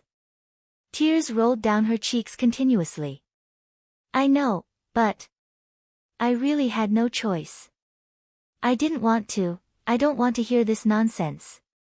Yu questioned sternly, who took Mommy away? Who are those people? Tell me everything you know. Mushi shook her head in despair. I don't know. I really don't know anything. Just now, Mu Yaja had interrogated him, but he didn't get any useful information. Mushi told him everything she knew and what she could, but the information she got was very little. Mu Yaja did not know what had happened. Mu Shi was incoherent throughout and could not provide any information. That person only asked me to send Shirshir to the port under the pretext of attending the charity banquet. I didn't want to at first, but he video called me. I saw with my own eyes my father being tied up in the dark room and one of his fingers being chopped off while he was still alive. Mu Shi recalled that scene and was scared out of her wits. She immediately agreed to do as he instructed. That person said that if she didn't do as he asked, he wouldn't be able to guarantee what he would do to her father in the next video call. This is too cruel. She cried herself hoarse. I was scared out of my wits. I was scared, so I acted foolishly. I know I'm in the wrong, I know I'm in the wrong. I didn't know it would cause such serious consequences. Yu was even more furious. Then, why didn't you say anything? Since you know that that person is cruel, how can you bear to put my mommy through a mountain of swords and a sea of fire? Mu Shi was stunned and her tears flowed even more violently. I don't want to see your hypocritical tears. Chapter 33:21. Mu Shi trembled in fear. Even though the person standing before her was no more than 8 years old, the aura he exuded was enough to stun her. Mu Yaja pulled him into his embrace and gently caressed his hair as he consoled, Yu, don't be afraid, even though, at this moment, his heart was in a mess. Yu trembled in anger. He thought of how heartbroken his mommy would be if she found out that he had been betrayed by Mu Shi. Mu Yichen said, Yu, don't worry. No news is the best news for now. It's just that we're all in the dark now. We can't find mommy's whereabouts, let alone know who the mastermind is. Still, I think that the mastermind is using mommy as a hostage to negotiate with someone. After a pause, he asked Mu Yaja suspiciously, Daddy, have you offended anyone recently? Mu Yaja pursed his lips and shook his head. No. Yu clenched his fists and said solemnly, maybe. I'm right. What? It must be Dietrich. His sixth sense could not be wrong. His phone rang all of a sudden. Yu thought that it was a video call from Gong Jie. He quickly took out his phone, only to see an unfamiliar IP call pop up on the screen.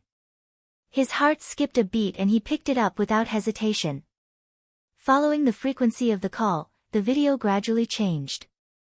In the video, a man was sitting on a chair, and a ferocious face came into view. He. Little guy, how have you been?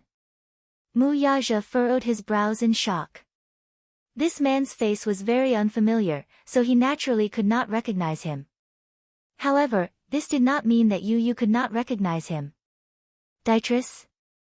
Yu had not seen Dietrich's face before, so he raised a brow in suspicion. So smart. I couldn't believe it.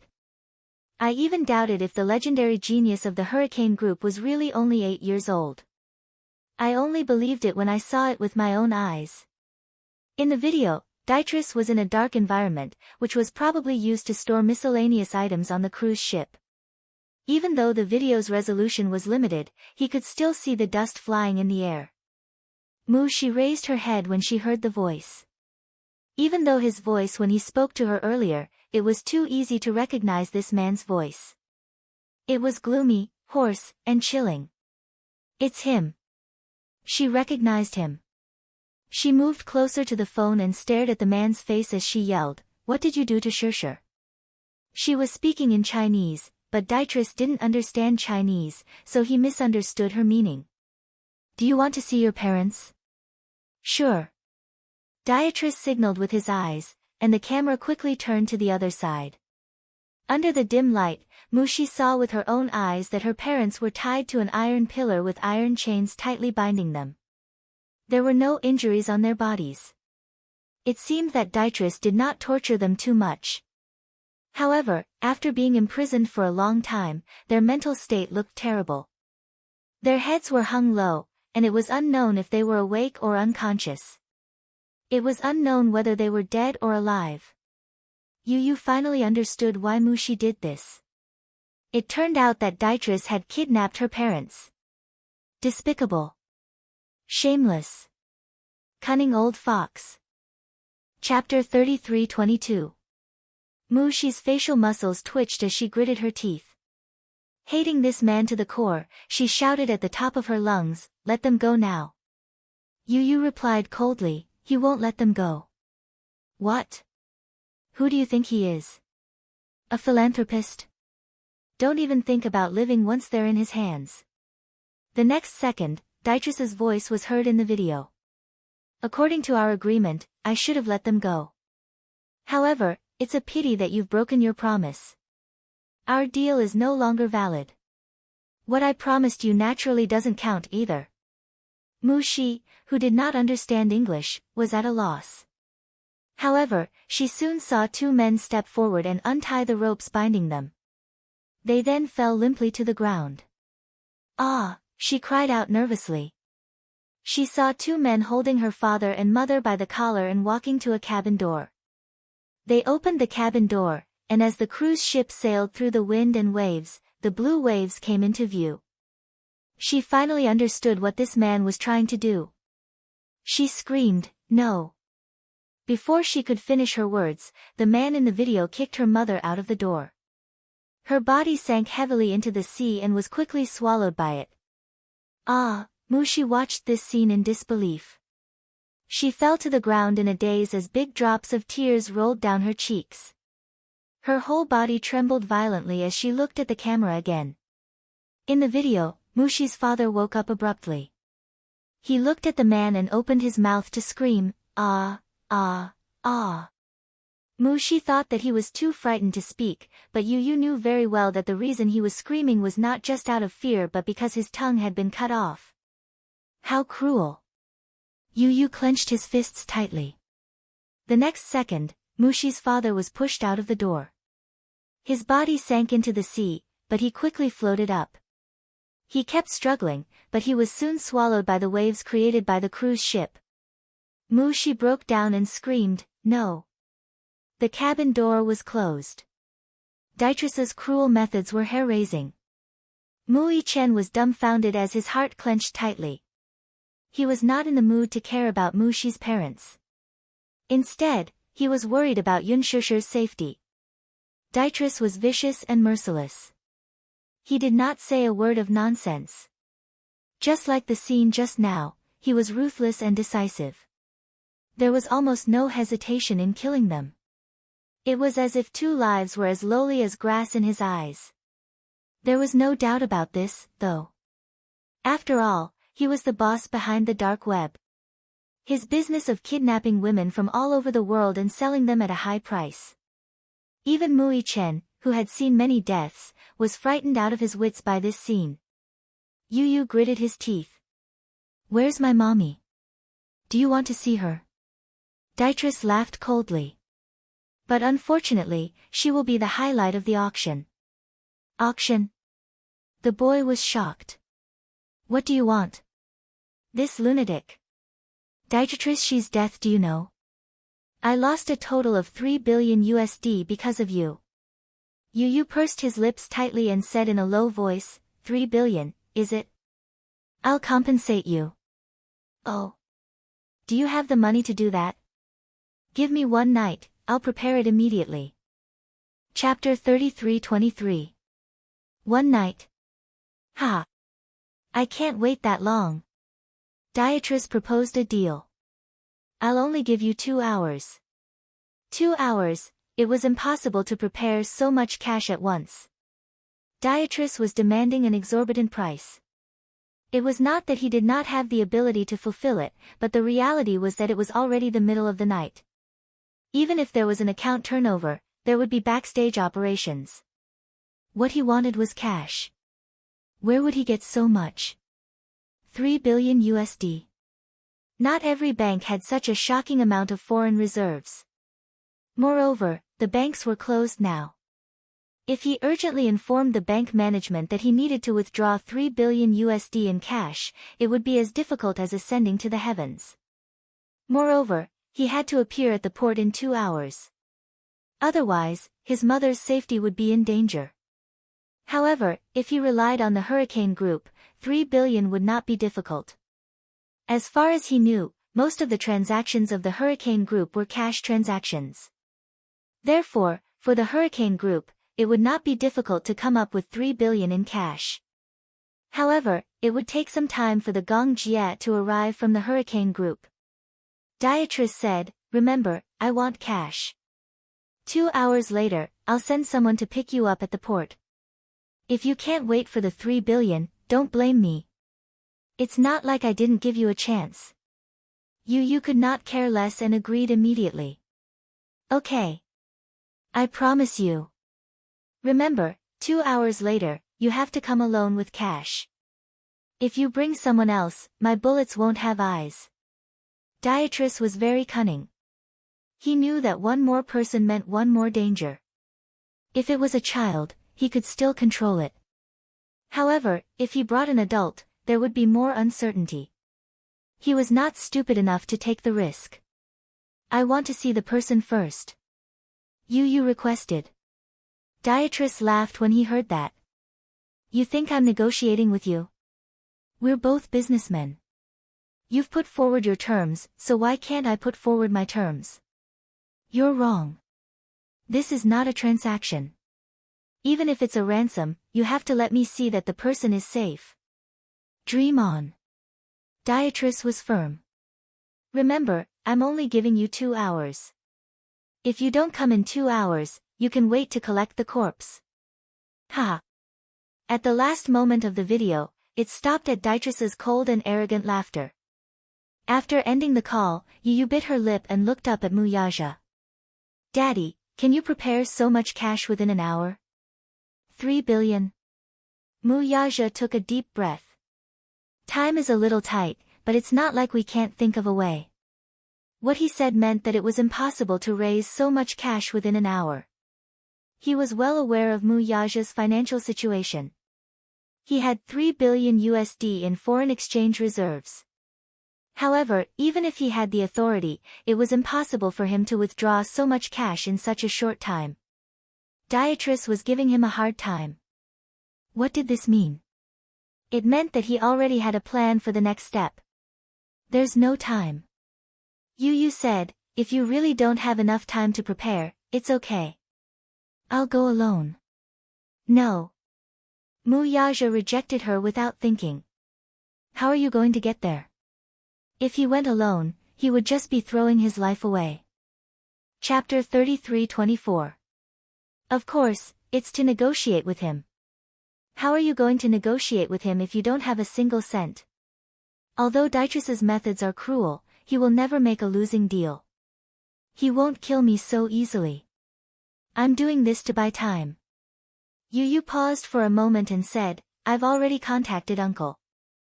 If nothing goes wrong, he should be here tomorrow morning." "Impossible." Muyaja was resolute. "Even if someone has to go, it should be me. Daddy, the person Beatrice wants to meet is me. This is between him and me. Mommy's life is in his hands now. You won't be of any help if you go." The person Beatrice wanted was him. He knew very well that if Muyaja rashly went, he would only anger that cunning old man. But he was different. Beatrice was targeting him. He was confident and believed in Muyaja and Gong Jie. The purpose of leaving Muyaja behind was to let him help Gong Jie. He was going to buy time. Opportunity always came with danger. How could one catch a tiger cub without entering the tiger's den? Yu smirked and said, "This is my fault. It's my fault for not killing him. I implicated Mommy. Since that's the case, I should take responsibility." Muyaja squatted down and grabbed his shoulders tightly. "You want me to watch you take the risk? I won't be stupid enough to do something I'm not confident in." "Daddy, don't you know me?" Yu pretended to be relaxed. "Daddy, don't tell me you don't believe me." Muyaja was silent for a moment. Mui Chen suddenly said, "Daddy, I'll go with Yu." "No." Yu said, "You can't go. You'll be sending yourself to death." "Yu, we can't go without either of us." "I'll go with you. Trust me, I can definitely protect you and Mommy." "Are you crazy?" Yu Yu said angrily, do you know where that is? Do you even understand him? Do you know how dangerous a person he is? You say it so casually, but the real situation is very dangerous, do you understand? Of course I know. Mu Yichen interrupted him. Holding his hand, he smiled and said, that's why I want to be with you. It's because I know it's very dangerous, so I can't let you go alone. He held Yu Yu's hand tightly, his eyes filled with sincerity. Yu Yu, listen to your brother, okay? Otherwise, I'll feel like a useless person. Yu Yu looked at him and saw the determination in his eyes. He couldn't refuse anymore. The telepathy between the twins allowed him to see Mu Yichen's firm conviction. Suddenly, he held his hand tightly and smiled. Okay, let's go together then. Mu Yichen was elated. Seeing that Yu Yu had finally relented, he nodded heavily. Yu Yu said to Mu Yaja, Daddy, you'll be in charge of sending us to the port.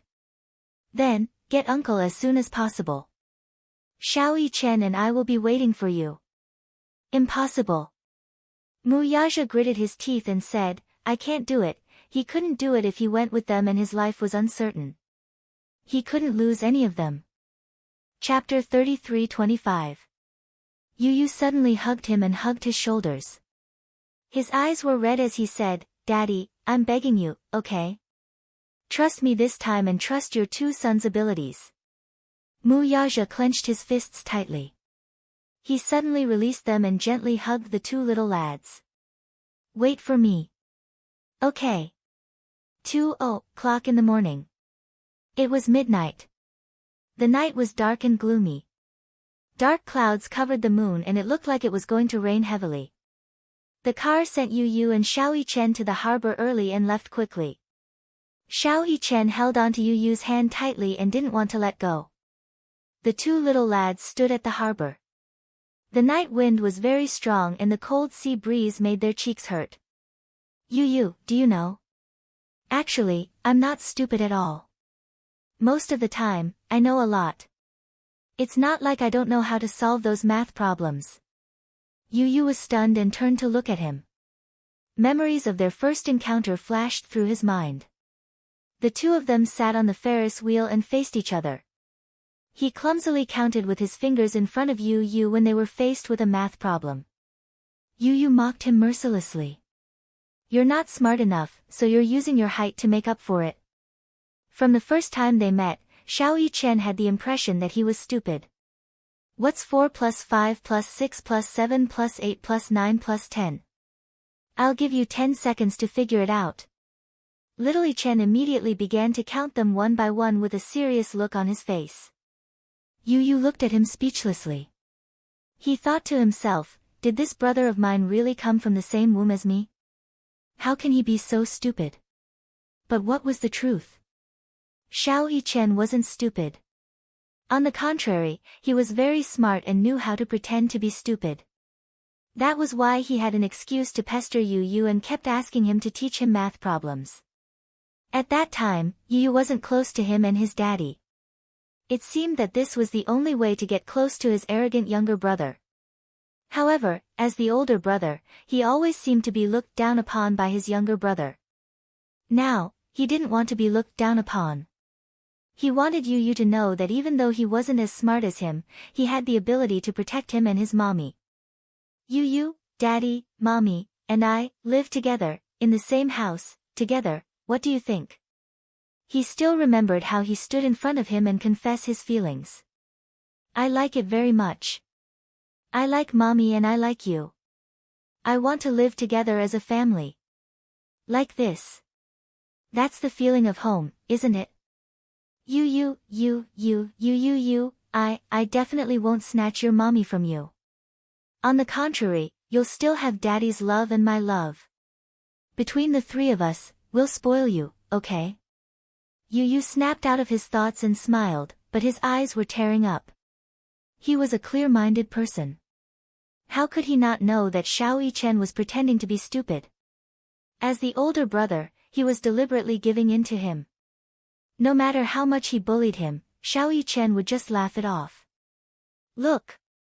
Xiao Yichen raised his wrist and waved it in front of Yu Yu. Do you still remember this necklace? Under the moonlight, the amethyst necklace on Mu Yichen's wrist shone brightly. Of course I remember. Yu Yu raised his wrist and put it together with Yu Yu's. The identical amethyst necklace on both wrists was beautiful and in sync. Chapter 33:26. I swear I'll protect you forever. Little Yichen's fingers interlocked with his brother's tightly. The twins had a tacit understanding of each other, so there was no need for words. They could understand each other's hearts. Not far away, the sound of a ship's engine could be heard. However, the cruise ship did not approach the port. Instead, it sent a yacht over. Yu Yu held onto him with one hand and carried the suitcase with the other until the yacht sailed towards them. There were 2 men on the yacht. When they approached the port, they were shocked to see 2 identical children standing together. Why were there 2 children? Wasn't there only one? Moreover, where was the 3 billion in cash that they agreed on? Don't tell him that the money was in the suitcase that the child was carrying. How much money could such a small suitcase contain? The 2 children looked too similar. In the past, Yu Yu was much shorter than Xiao Yichen. However, in the past year, Yu Yu had grown rapidly and was gradually catching up to Xiao Yichen's height. The 2 of them were almost the same height, so it was even harder to tell them apart. Why are there 2? The man muttered in English. Yu Yu said calmly, isn't it better to have 2 people as hostages? This isn't a losing deal.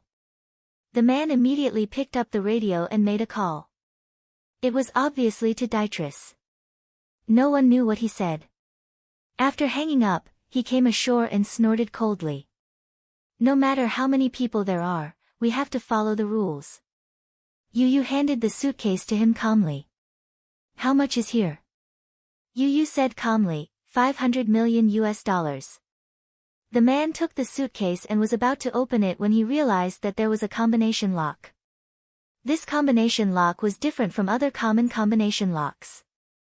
This combination lock consisted of 5 digits and an iris recognition system. It was difficult to crack a 5-digit combination lock.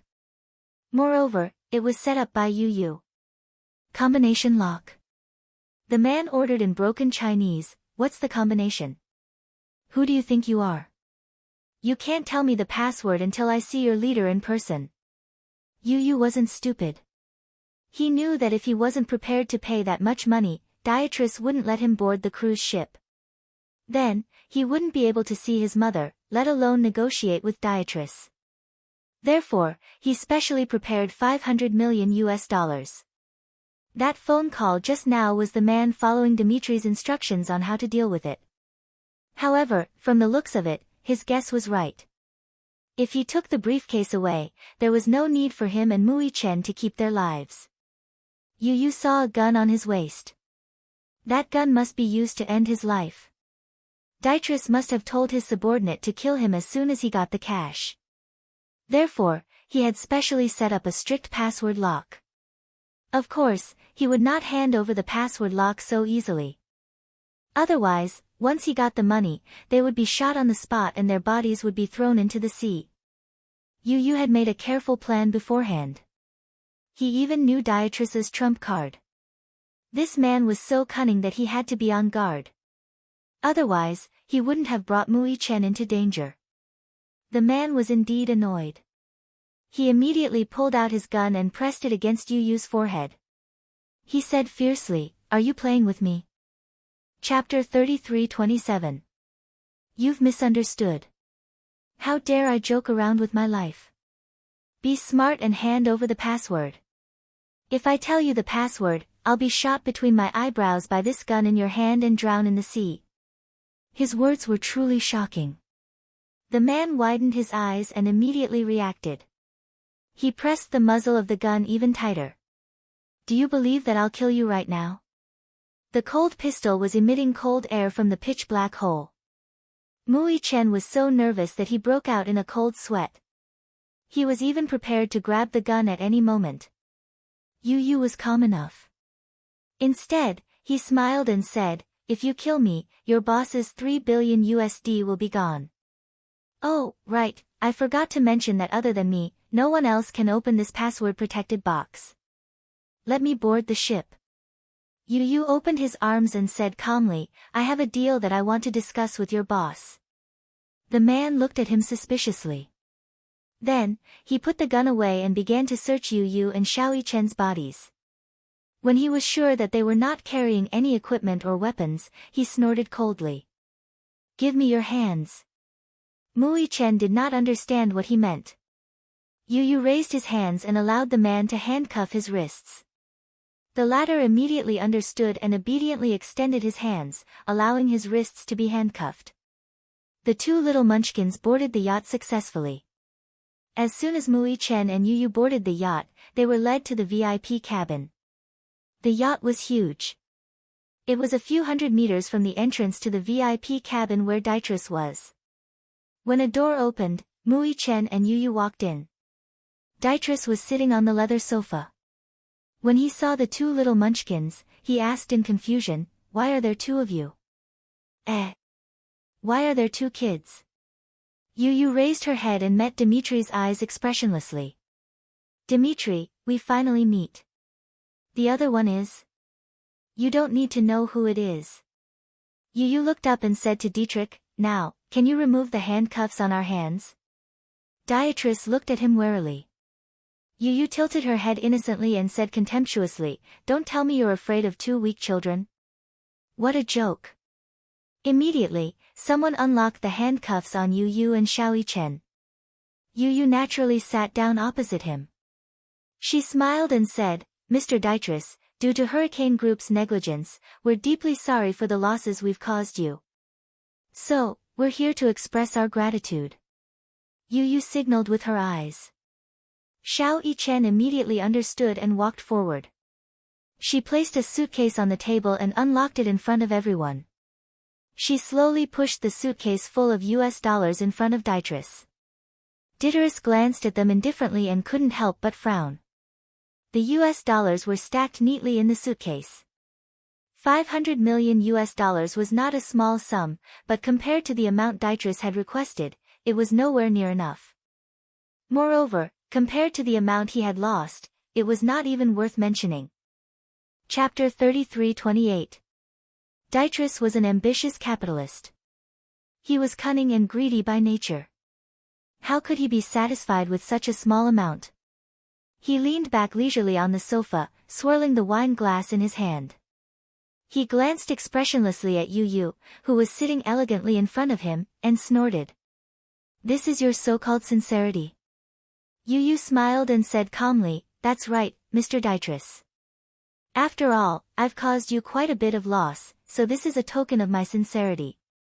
A token of my sincerity. A token of my sincerity. Ha! What did this brat think he was? A philanthropist? Token of my sincerity. Ha! Dietrich couldn't help but laugh out loud.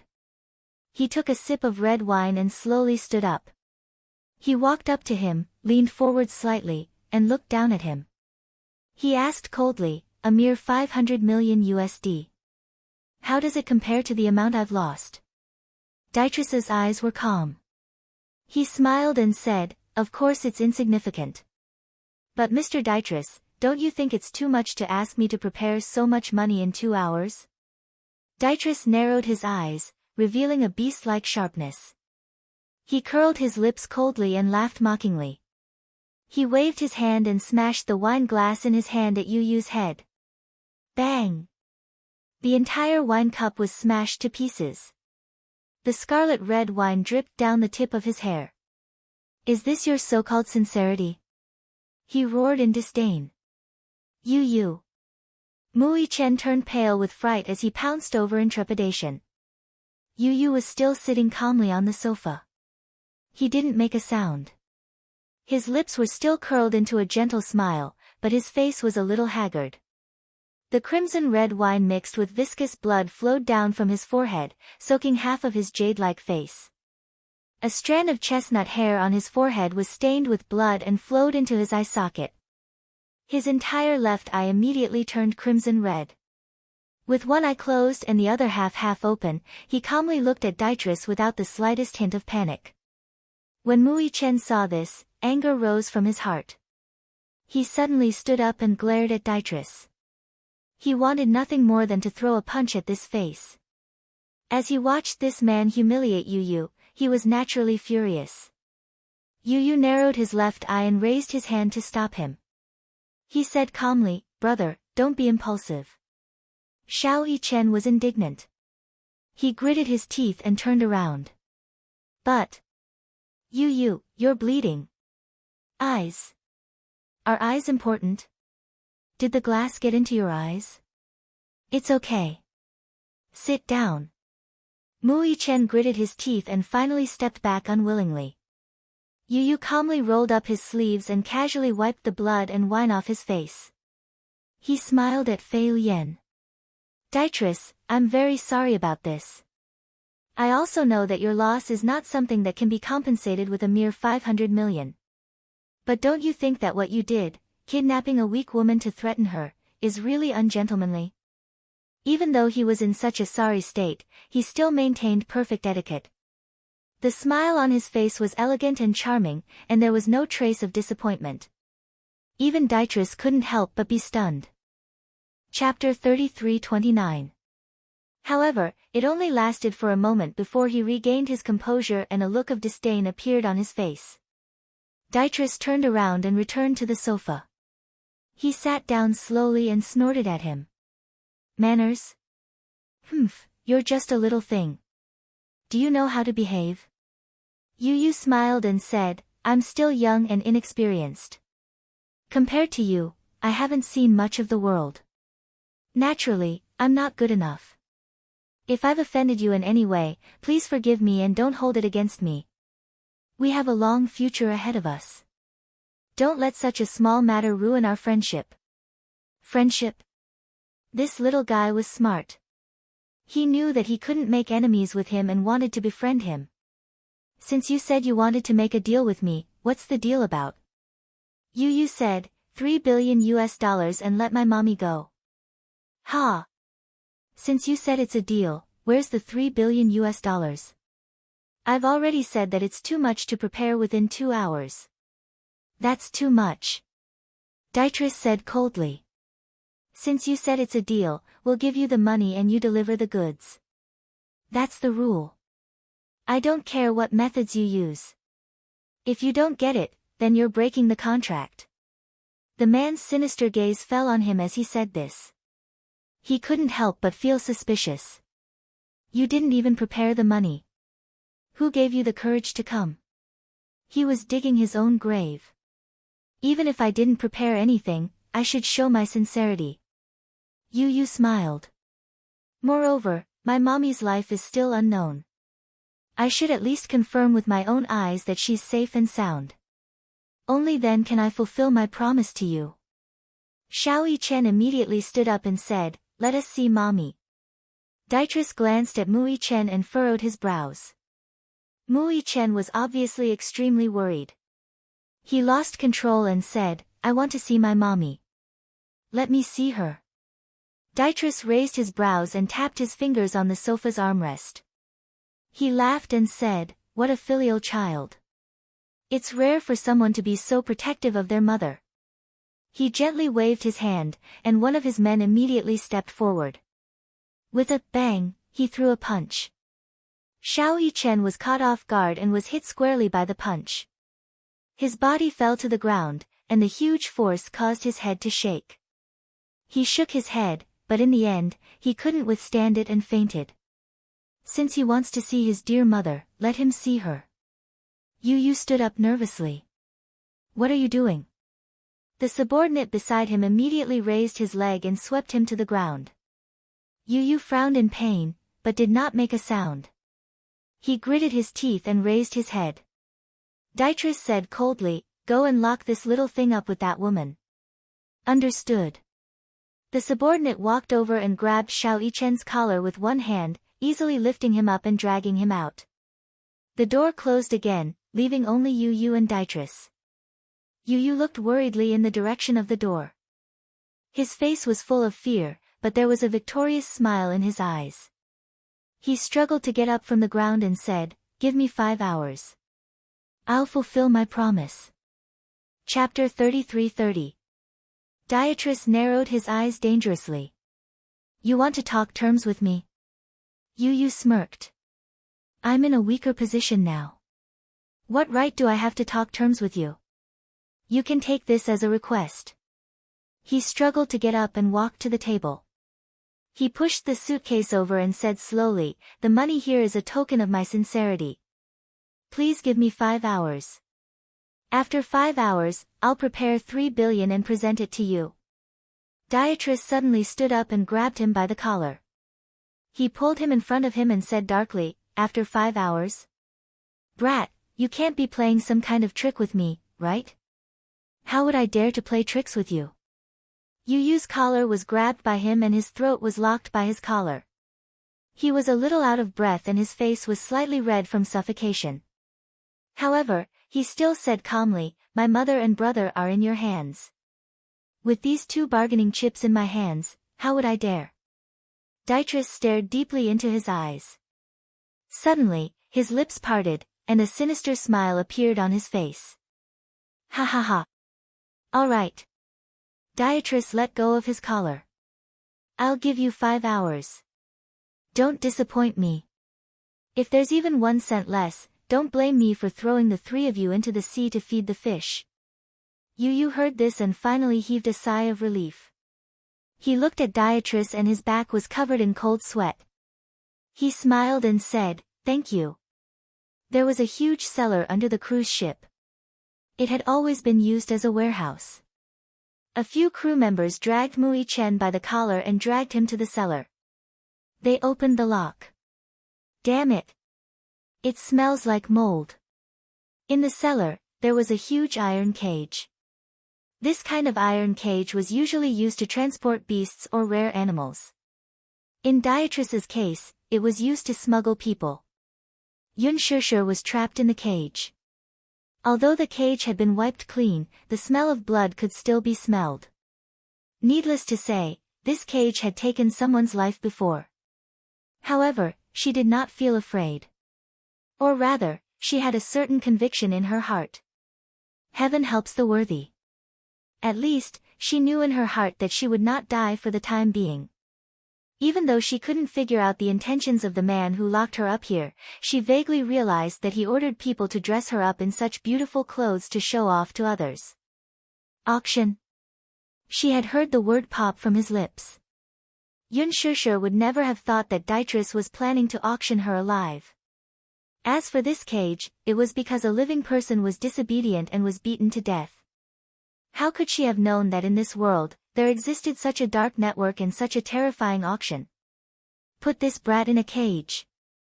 Mui Chen opened his eyes slightly. Along the way, Mui Chen had been silently familiarizing himself with the terrain. Even though his eyes were closed, he was still able to draw a complete map in his mind. Realizing that he was already in the cellar, his right hand slowly touched his waist belt. Previously, before boarding the ship, Dietrich's subordinates had searched his entire body but didn't find any suspicious weapons. That was because his weapons were hidden in an unknown place. Chapter 33-31. He wore a belt on his pants. The belt was just an ordinary belt, but the buckle was not simple. When Yun Shishir saw someone enter with a child in his hand, she had a bad premonition. Until she saw the child in the man's hand, she screamed in shock. Before she could finish her sentence, Xiao Chen opened his eyes slightly and gave her a look. Yun Shishir immediately shut her mouth and clutched the iron bars tightly as her heart trembled with fear. The crew member threw him to the ground and tried to kick him a few times. Seeing that he didn't react, they assumed that he was a child and wouldn't be a threat. Hence, they walked to the other cage and opened the lock. Now was the time. Mui Chen flipped over and landed firmly on the ground. He casually grabbed the buckle, pulled it off, and pressed the mechanism. A sharp blade immediately popped out from the metal buckle. He looked around and saw that there were 6 people in total. When the crew heard the commotion behind them, they turned around abruptly, only to see Mu Yichen standing behind them with a sharp dagger in his hand. Their faces turned pale with fright. "Damn it, where did this brat get the dagger? Take him down." Two tall and burly men immediately pounced on him. They originally thought that the child would be scared witless, but they didn't expect Xiao Yichen to charge at them. The two men immediately took out their machetes and slashed at him. Xiao Yichen nimbly dodged their attacks and grabbed the man in front. He gripped the man's wrist tightly with such force that the man cried out in pain. The machete fell to the ground with a clang. "Ah!" Xiao Yichen sneered and jumped up. His hands held the man's waist tightly, and he used the man's strength to twist his legs around the man's neck like a pair of scissors. He twisted his neck fiercely and spun it in a dazzling manner. The man's neck was tightly gripped. Then, he felt a sharp pain as the inertia threw him to the ground.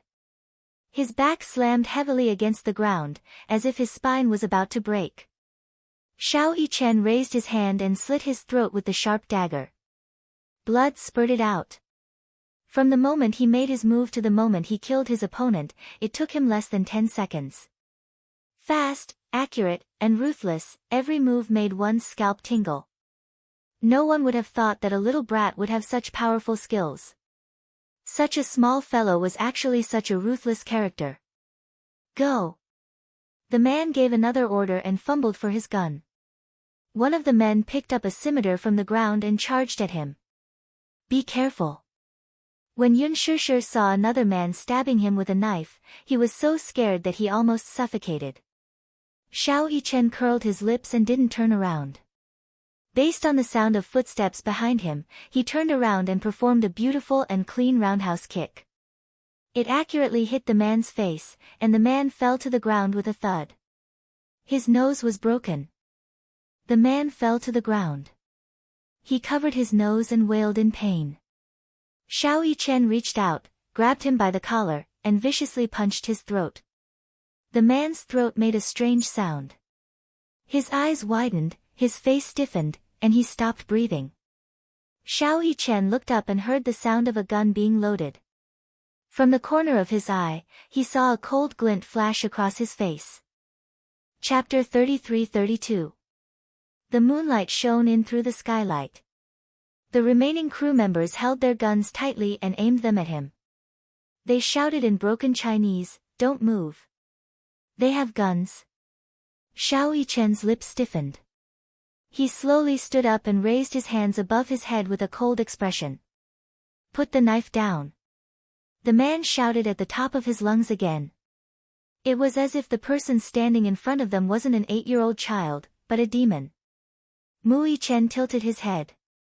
The corners of his lips curled into a devilish smile, as if he didn't understand. The man gestured with his hands and said, "Put the knife down." Little Yichen replied with an, "Oh," and pretended to put down the dagger in his hand. Only then did they relax a little. However, this slight relaxation caused him to narrow his eyes abruptly. The dagger in his hand flew out and drew a dazzling arc in the air. With a swoosh, it ruthlessly pierced one of the men's neck. Blood splattered on the ground. He wanted to shoot, but his body had already collapsed. The remaining two men panicked. They were so frightened that they were about to lose their minds. In their panic, they fired blindly and lost their aim. Little Yichen stretched out his leg and hooked the corpse on the ground with the tip of his toe. He pulled it up and used it as a shield in front of him. His right leg hooked onto the machete that had fallen not far away. He hooked it up, caught it firmly with his hand, and threw it back. Compared to the two good-for-nothings, Little Yichen had undergone rigorous training.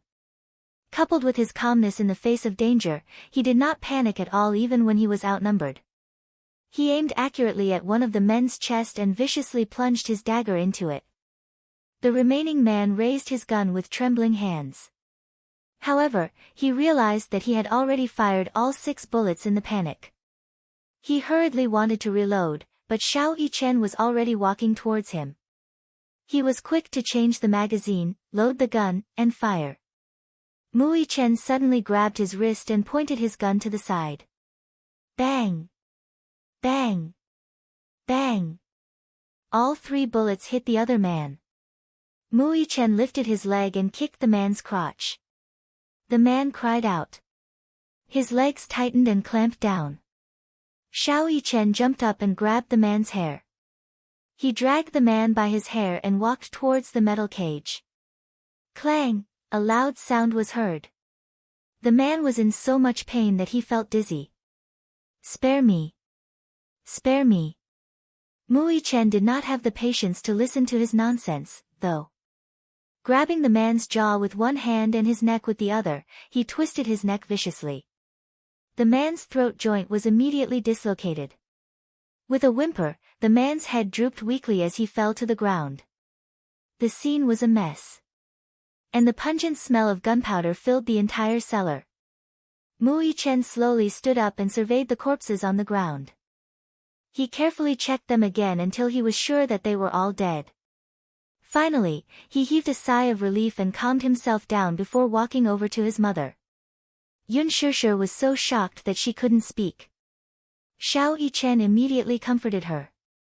Mommy, don't be afraid. You'll be fine.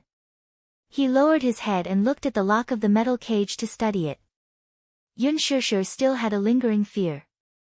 She couldn't help but tremble with fear when she thought about how the 6 of them were against him. Mu Yichen locked the cellar door from the inside to ensure that no one would barge in. He then focused on studying the lock in his hand. Yichen. You. Why are you here? Chapter 33-33. You. Why are you here?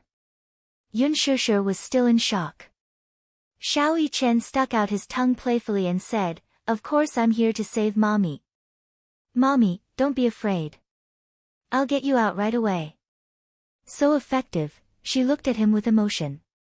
She was scared witless by the earlier scene.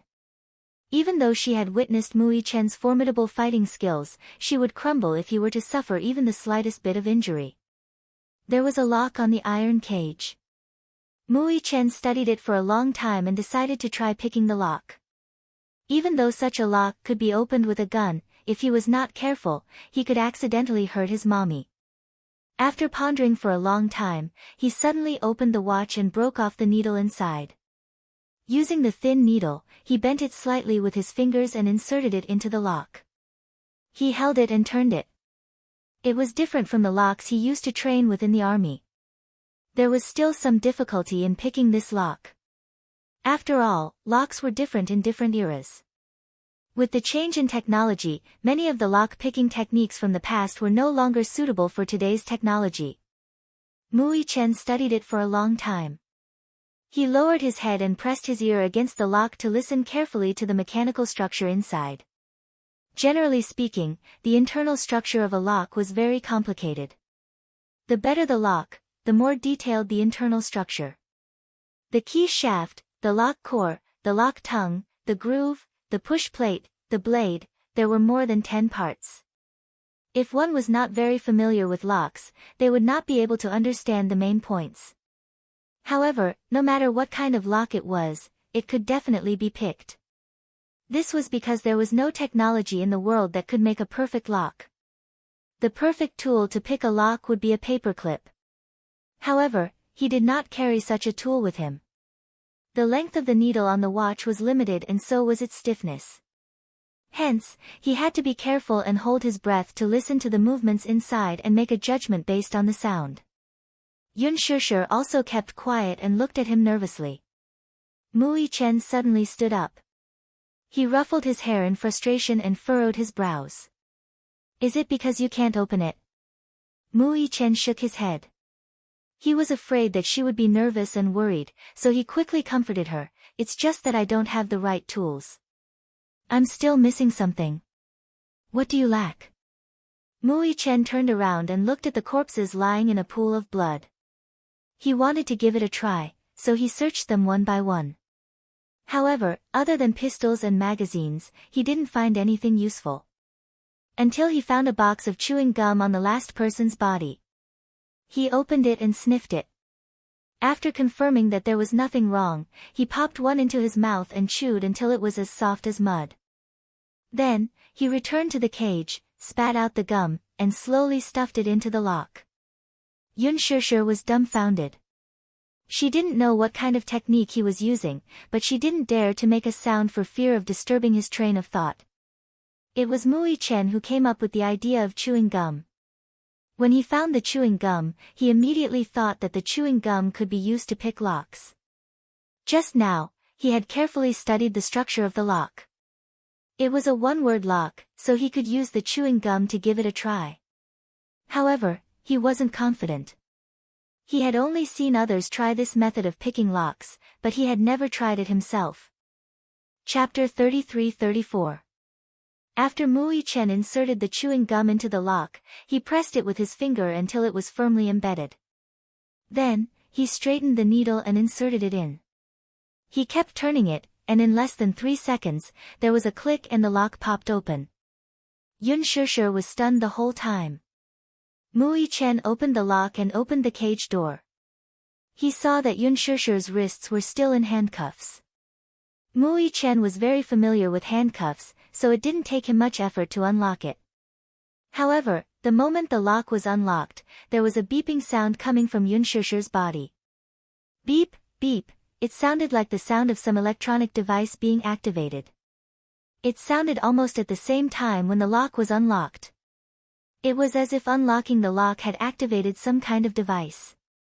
But this was just his guess. Mui Chen couldn't help but feel that it was strange. Because this sound wasn't unfamiliar to him. When he was in the army, during actual combat training, he had seen the scene of bomb defusing. This was the sound of a time bomb. Oh no, could it be? Yun Shishir was about to get up, but Mui Chen pressed her back down and said in a deep voice, "Mommy, don't move." What's wrong? She couldn't help but feel nervous. Seeing Mui Chen's vigilant face, her breathing quickened. Mui Chen immediately smiled and comforted her, "Mommy, don't be nervous. From now on, you'll be in my care, okay?" "Okay." Mui Chen held his breath and listened attentively. Following the source of the sound, he suddenly lifted Yun Shishir's belt. When the belt was undone, there was a time bomb placed on her waist. The reason why Yun Shishir didn't know about the existence of this thing was that this time bomb was installed when she was unconscious. A linkage device. Mui Chen looked at the time bomb's fuse that was connected to the handcuffs. When the handcuffs were unlocked, the bomb would automatically activate and start the countdown. This was an extremely complicated linkage device. The time kept counting down. On the small rectangular screen, the numbers kept jumping. The countdown of 300 seconds was just a short 5 minutes. Yun Shishir naturally didn't know what a linkage device was, but when she saw the rows of explosive tubes on her waist, she immediately realized what this thing was. Her face turned pale. Bomb? Yeah. She was frightened out of her wits at once. She had seen time bombs in movies a few times. Although the design was different, the difference was that the ones in the movies were all fake. In real life, once a bomb exploded, it would not have eyes at all. If an ordinary person saw this thing, it would undoubtedly be like seeing the Grim Reaper. They would definitely be scared witless. She immediately pushed him away and said, "Hurry up and leave, don't bother about me." He wise Huns *****, "Mommy, I'm mommy's mommy, I'm mommy, mommy, I'm mommy. Don't chase me away. Once the bomb explodes, you'll die." "Mommy, listen." Mui Chen took a deep breath and said, "I've learned some knowledge about defusing bombs." Although he was comforting her, the reality was that there was no such thing as a bomb disposal expert in the army. Most of the time, they used robots to defuse the bombs. Chapter 33-35. After all, compared to robots, human lives were more important. It was better not to use humans. The loss of a robot was small, but if a human died, it would be hard to explain. The structure of a bomb was indeed simple, but sometimes, the simpler it was, the more difficult it was to solve it. Such a thing could take a human life, so it was even more difficult to test one's luck. Mui Chen said in a low voice, "Mommy, this is a time bomb." In other words, its device is designed to be able to explode. Some bombs were made in time by pulling the fuse and detonating it immediately. The design of a time bomb could prevent it from exploding. This meant that there was a chance of survival. Even if it was very slim, there was still a chance. There were only 4 minutes left. Mui Chen swallowed hard and slowly removed the shell of the time bomb. His hands were very fast, but it still took him 20 seconds. After removing it, what was exposed to the air was the intricate wiring inside the bomb. There were many types of time bombs. According to his understanding, there were 3 types of bombs, ********, electric detonation, and black gunpowder. *********, bombs generally only needed to be removed directly. Without ********, the bomb was useless. Even a pistol could not break it. No matter what, it would not explode. Black gunpowder was a child's play. Other than that, ******* was used by the military and was more common. For someone like Dietrich, it was impossible for him to get his hands on such a thing. *******, bombs were very fierce and had an extremely bad temper. The slightest vibration would cause it to explode. In other words, as long as one stood up, the bomb would explode. The other bombs were octogenium, ******, Tian, and C4. These were all extremely high-end bombs. They were rarely seen on the market. Even many terrorists could not get their hands on such things. Under normal circumstances, they would only appear in extreme situations. Moreover, the structure was extremely complicated. If one encountered these, it would be very difficult to remove them. However, after some research, Mui Chen found out that this bomb was an electric detonator.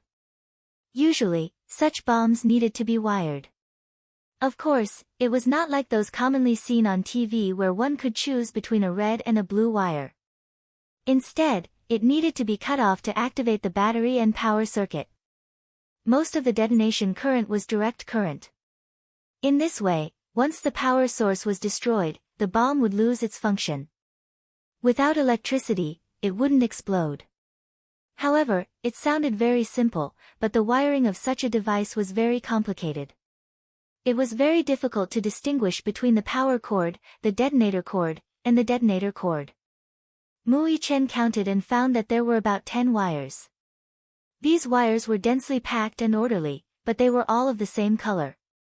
If he made a mistake, he would really be finished. Even if it was cut correctly, there was a certain probability of triggering a capacitive reverse detonation, which was impossible to guard against. The situation suddenly became a little tricky. Mui Chen fiddled with the threads, cold sweat seeping out of his forehead and trickling down his cheeks. Yun Shishir looked at his nervous face and realized that this bomb seemed to be very tricky. If it was not handled properly, it would be fatal. Chapter 33-36. Mui Chen curled his lips calmly. He lowered his head and looked at the wires. He said calmly, "There are still 3 minutes before the explosion. Even if I can't save you, I can still stay with you for 3 minutes." He suddenly looked up. His eyes were red, but he said slowly, "Mommy, I promised Daddy that I would bring you home safe and sound. I can't go back on my word." He couldn't go back on his word. Daddy was still waiting for them to come home. He couldn't leave Mommy behind. Yun Shishir suddenly choked up. "But, you can't force yourself, okay? If there's really no hope, you must run. There's no need to stay and risk your life." Xiao Yichen suddenly smiled. He looked up at her and asked gently, "Mommy must be worried that you'll implicate me, right?" Yun Shishir's lips trembled. "Sometimes, I have to say that Mommy is really weak. You're just like a tree branch that can be broken by the wind. Take this time, for example.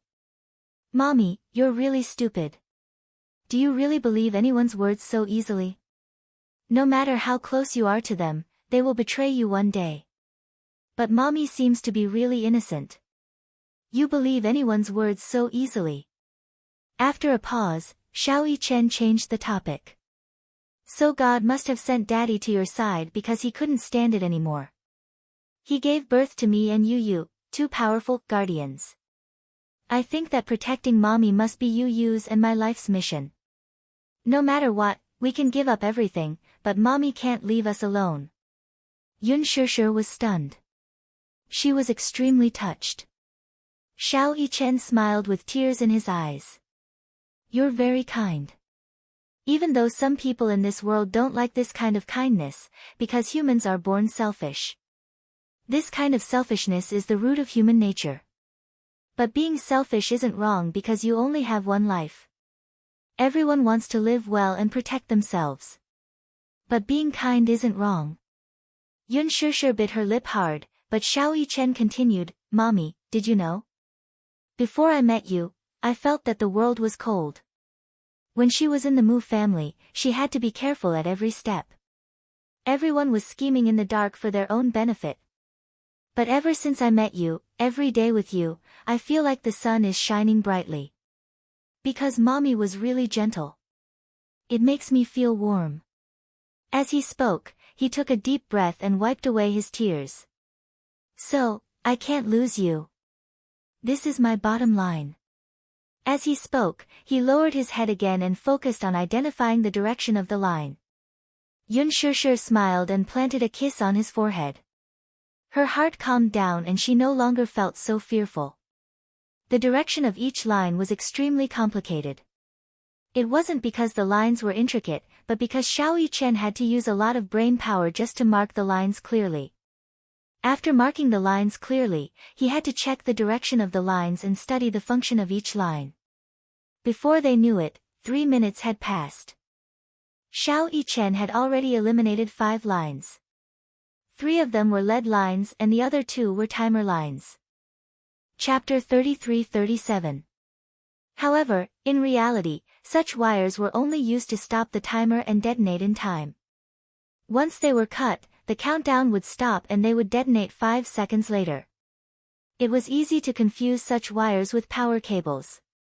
However, Mu Yichen had some experience. The more important the wires were, the shorter and longer they were, the more dangerous they were.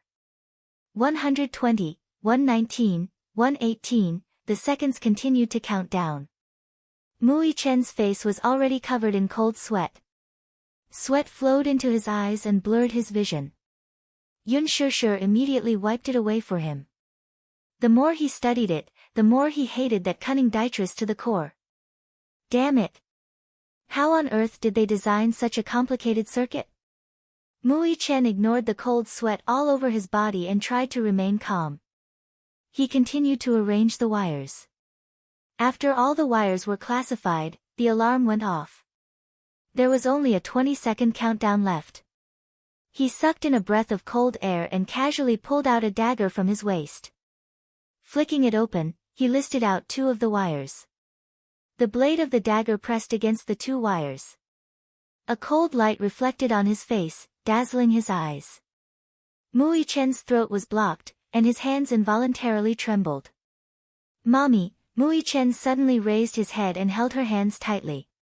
He planted a kiss on the back of her hands and revealed a bright smile. No matter what, we'll be together forever. I won't leave you. Yun Shishir was choked with sobs. She could only nod her head randomly as tears flowed from the corners of her eyes. Although she believed in her son's ability, fate was unpredictable. Other than fear and uneasiness, she felt more heartache. How could this little guy bear so much for her? Yun Shishir hugged him and said word by word, I believe in you, Yichen. Don't worry. Do as you wish. Okay. Mu Yichen pinched the 2 wires. Only one of them was a power cable. He wasn't sure if the other was a condom lead or some other wire. However, he couldn't find any other condom lead. These 2 lines were the only 2 life-saving lines that he could use to save his life. However, he didn't dare to cut off the power cord that had already been confirmed. If he cut it off, the device would have a capacitive reverse detonation. Then, cutting off the power cord would also trigger the bomb. In that case, he could only pin his hopes on another path. Although he was not that confident, it was worth the risk. Mui Chen gritted his teeth and pinched one of the threads. He closed his eyes and took a few deep breaths. In the last few seconds, he cut off the thread. The timer on the time bomb let out a prolonged sound. It was so sharp that it was somewhat ear-piercing. The number stopped at 003 seconds and didn't move anymore. Mui Chen was so shocked that his eyes widened. Only when he confirmed that the timer had stopped did he realize that he had cut off the fuse. However, he did not relax immediately. Just in case, he immediately cut off the power cord, and the timer immediately went off. Yun Shishir was so nervous that she held her breath. Even when she saw the timer go off, the sweat on her face continued to roll down. Mui Chen finally slumped to the ground. The series of stressful events just now, especially at the critical moment, had almost exhausted all his mental strength. Now that he had relaxed, he was exhausted and weak all over. Chapter 33-38. He felt exhausted, as though he had just finished a huge battle. His mind was blank. Seeing him like this, Yun Shishir roughly understood the situation and knew that they were out of danger. However, she still did not dare to move, for fear that the slightest carelessness would lead to another crisis. Mui Chen slowly sat up, wiped the cold sweat on his forehead, and smiled with lingering fear. He suddenly pounced on Yun Shishir and snuggled into her arms. He hugged her so tightly that it was as though he had found a lost treasure. Yun Shishir also hugged him tightly. She had held back her tears during the nervous process earlier, but now, she suddenly felt like crying. Chen, thank you. At the most critical moment, he did not give up. Mui Chen cried and laughed at the same time. Even though he had amazing courage, he was still scared out of his wits just now. The reason why his hands were trembling so much was because he was really prepared to detonate the bomb. He did not expect that the heavens would favor him. This was his luck. Mui Chen could not be bothered to be affectionate with her. He immediately removed the bomb from her waist and threw it out of the skylight. Yun Shishir stood up and asked in confusion, "Where are we going now?" Mui Chen said, "Mommy, from now on, follow me. Do whatever I ask you to do." "Okay." "But," Yun Shishir said hesitantly, "this is a cruise ship. It's no different from a prison on the sea. How are you going to take me out of here?" Mui Chen smiled. "So, I'm going to the cockpit right away." After a pause, he asked again, "Mommy, are you scared?" "No. With you around, I'm not afraid of anything." Yun Shishir shook her head firmly. Mui Chen smiled. "That's good. Follow me." Yun Shishir immediately lifted the hem of her dress and followed him. However, just as she stepped out of the cage, she was tripped. She looked back and realized that her long dress was caught by a metal wire. What a nuisance. Yun Shishir gritted her teeth. She couldn't care less about her image.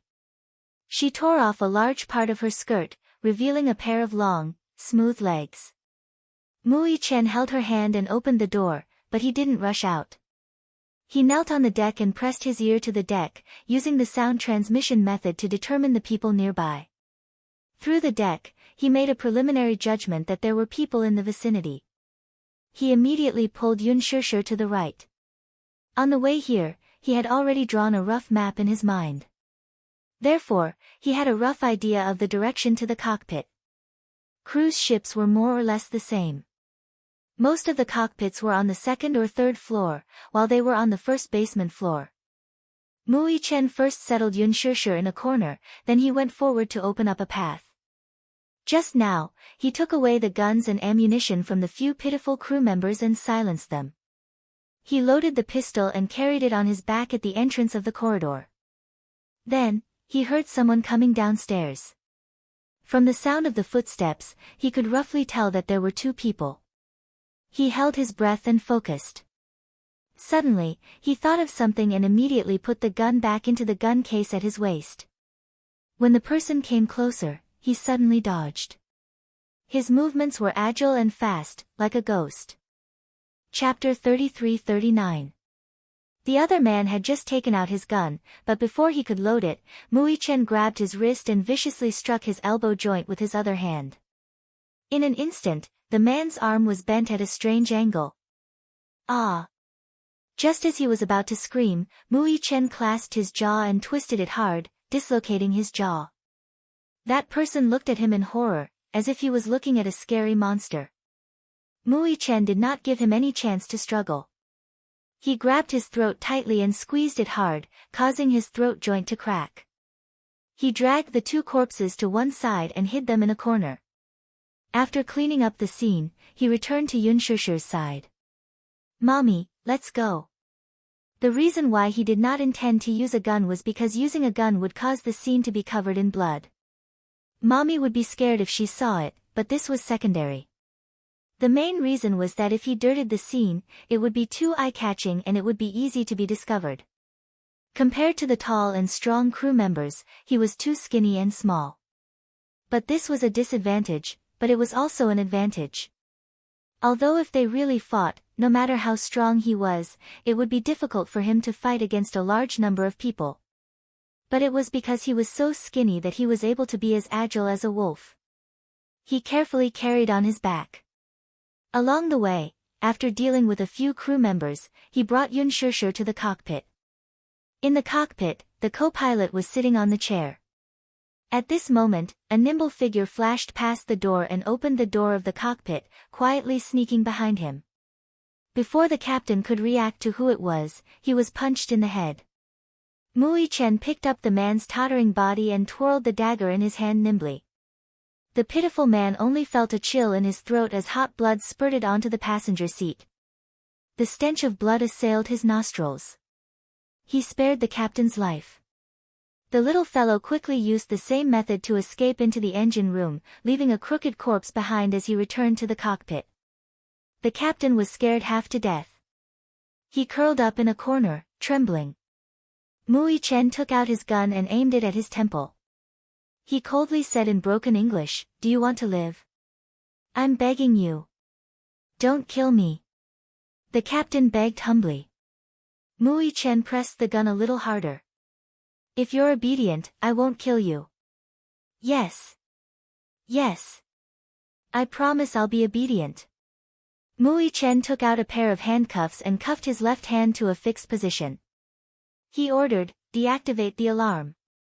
Most cruise ships had radar warning devices. Once other ships or units approached, the warning device would be activated. The only reason he spared the captain's life was because he didn't like killing people. The captain looked weak and powerless and didn't seem to be a threat to him. More importantly, he didn't know how to operate a cruise ship. If the cruise ship lost its helmsman and lost control, the consequences would be unimaginable. To be safe, he did this. The captain nodded in a daze. He couldn't help but hesitate. Mui Chen stabbed the dagger in his hand into his thigh. "Ah!" The captain gritted his teeth and cried out in pain. Mui Chen grabbed him by the collar and warned him coldly, "Do as I say." "Yes. Yes." The captain was in so much pain that he couldn't breathe properly. He immediately pulled down a lever. There was a ding ding ding sound and the screen showed the ALCLL. The alarm had been deactivated. Chapter 33-40. Continue sailing as usual. Yes. Understood. Mui Chen pulled Yun Shusher into the cockpit and locked the door. "Mommy, this is the safest place for now." Yun Shusher nodded in a daze. Mui Chen had already cleaned up the corpses in the cockpit. She suddenly felt uneasy when she saw the little guy covered in blood. She didn't want to see Mui Chen kill anyone, but she knew that if Mui Chen didn't get rid of all these people, they would be the ones getting rid of. Wasn't it always the law of the jungle in this world? Mui Chen didn't know what she was thinking about. He took out the necklace around his neck and opened it gently. He pressed a hidden button and the location information was immediately sent to Mu Yaja's handheld terminal. At the port, the sea breeze blew against their faces. Gong Jie's armed ship was already ready to set off. 2 hours ago, He had rushed over. He happened to pass by the nearby waters, so he was still in time. Other than the armed ship, he also brought along more than 10 armed helicopters and 2 nuclear submarines. Of course, he had also prepared 3 billion USD. Alas, while Gong Jia was prepared to get the $3 billion, Dietrich would have to be alive to get it. Mu Yaja's handheld terminal vibrated. He opened the interface and saw that Mu Yichen had sent a location signal. He was excited and looked up at Gong Jia. "We can set off now." Gong Jia had been waiting for a long time. When he heard this, his handsome face showed a trace of surprise. "You've received the signal?" "Yes." Before the two little guys set off, Yu and Mu Yichen both wore a necklace. This necklace was a signal receiver and could also send location information. It was also at this time that Mu Yichen realized that Yu had invented such a terrifying technology. A dagger disguised as a belt, a signal transmitter hidden in the necklace, and a smart nanochip implanted under the skin, these were concepts that he had only seen in science fiction magazines, but Yu had already put them to use. "Let's go." Mu Yaja sent the location information to the cargo ship's navigation system and followed the route to the destination. Compared to Dietrich's cruise ship, Gong Jia's armed ship could be said to be an extremely crazy existence. Its speed was top-notch and it was fully armed.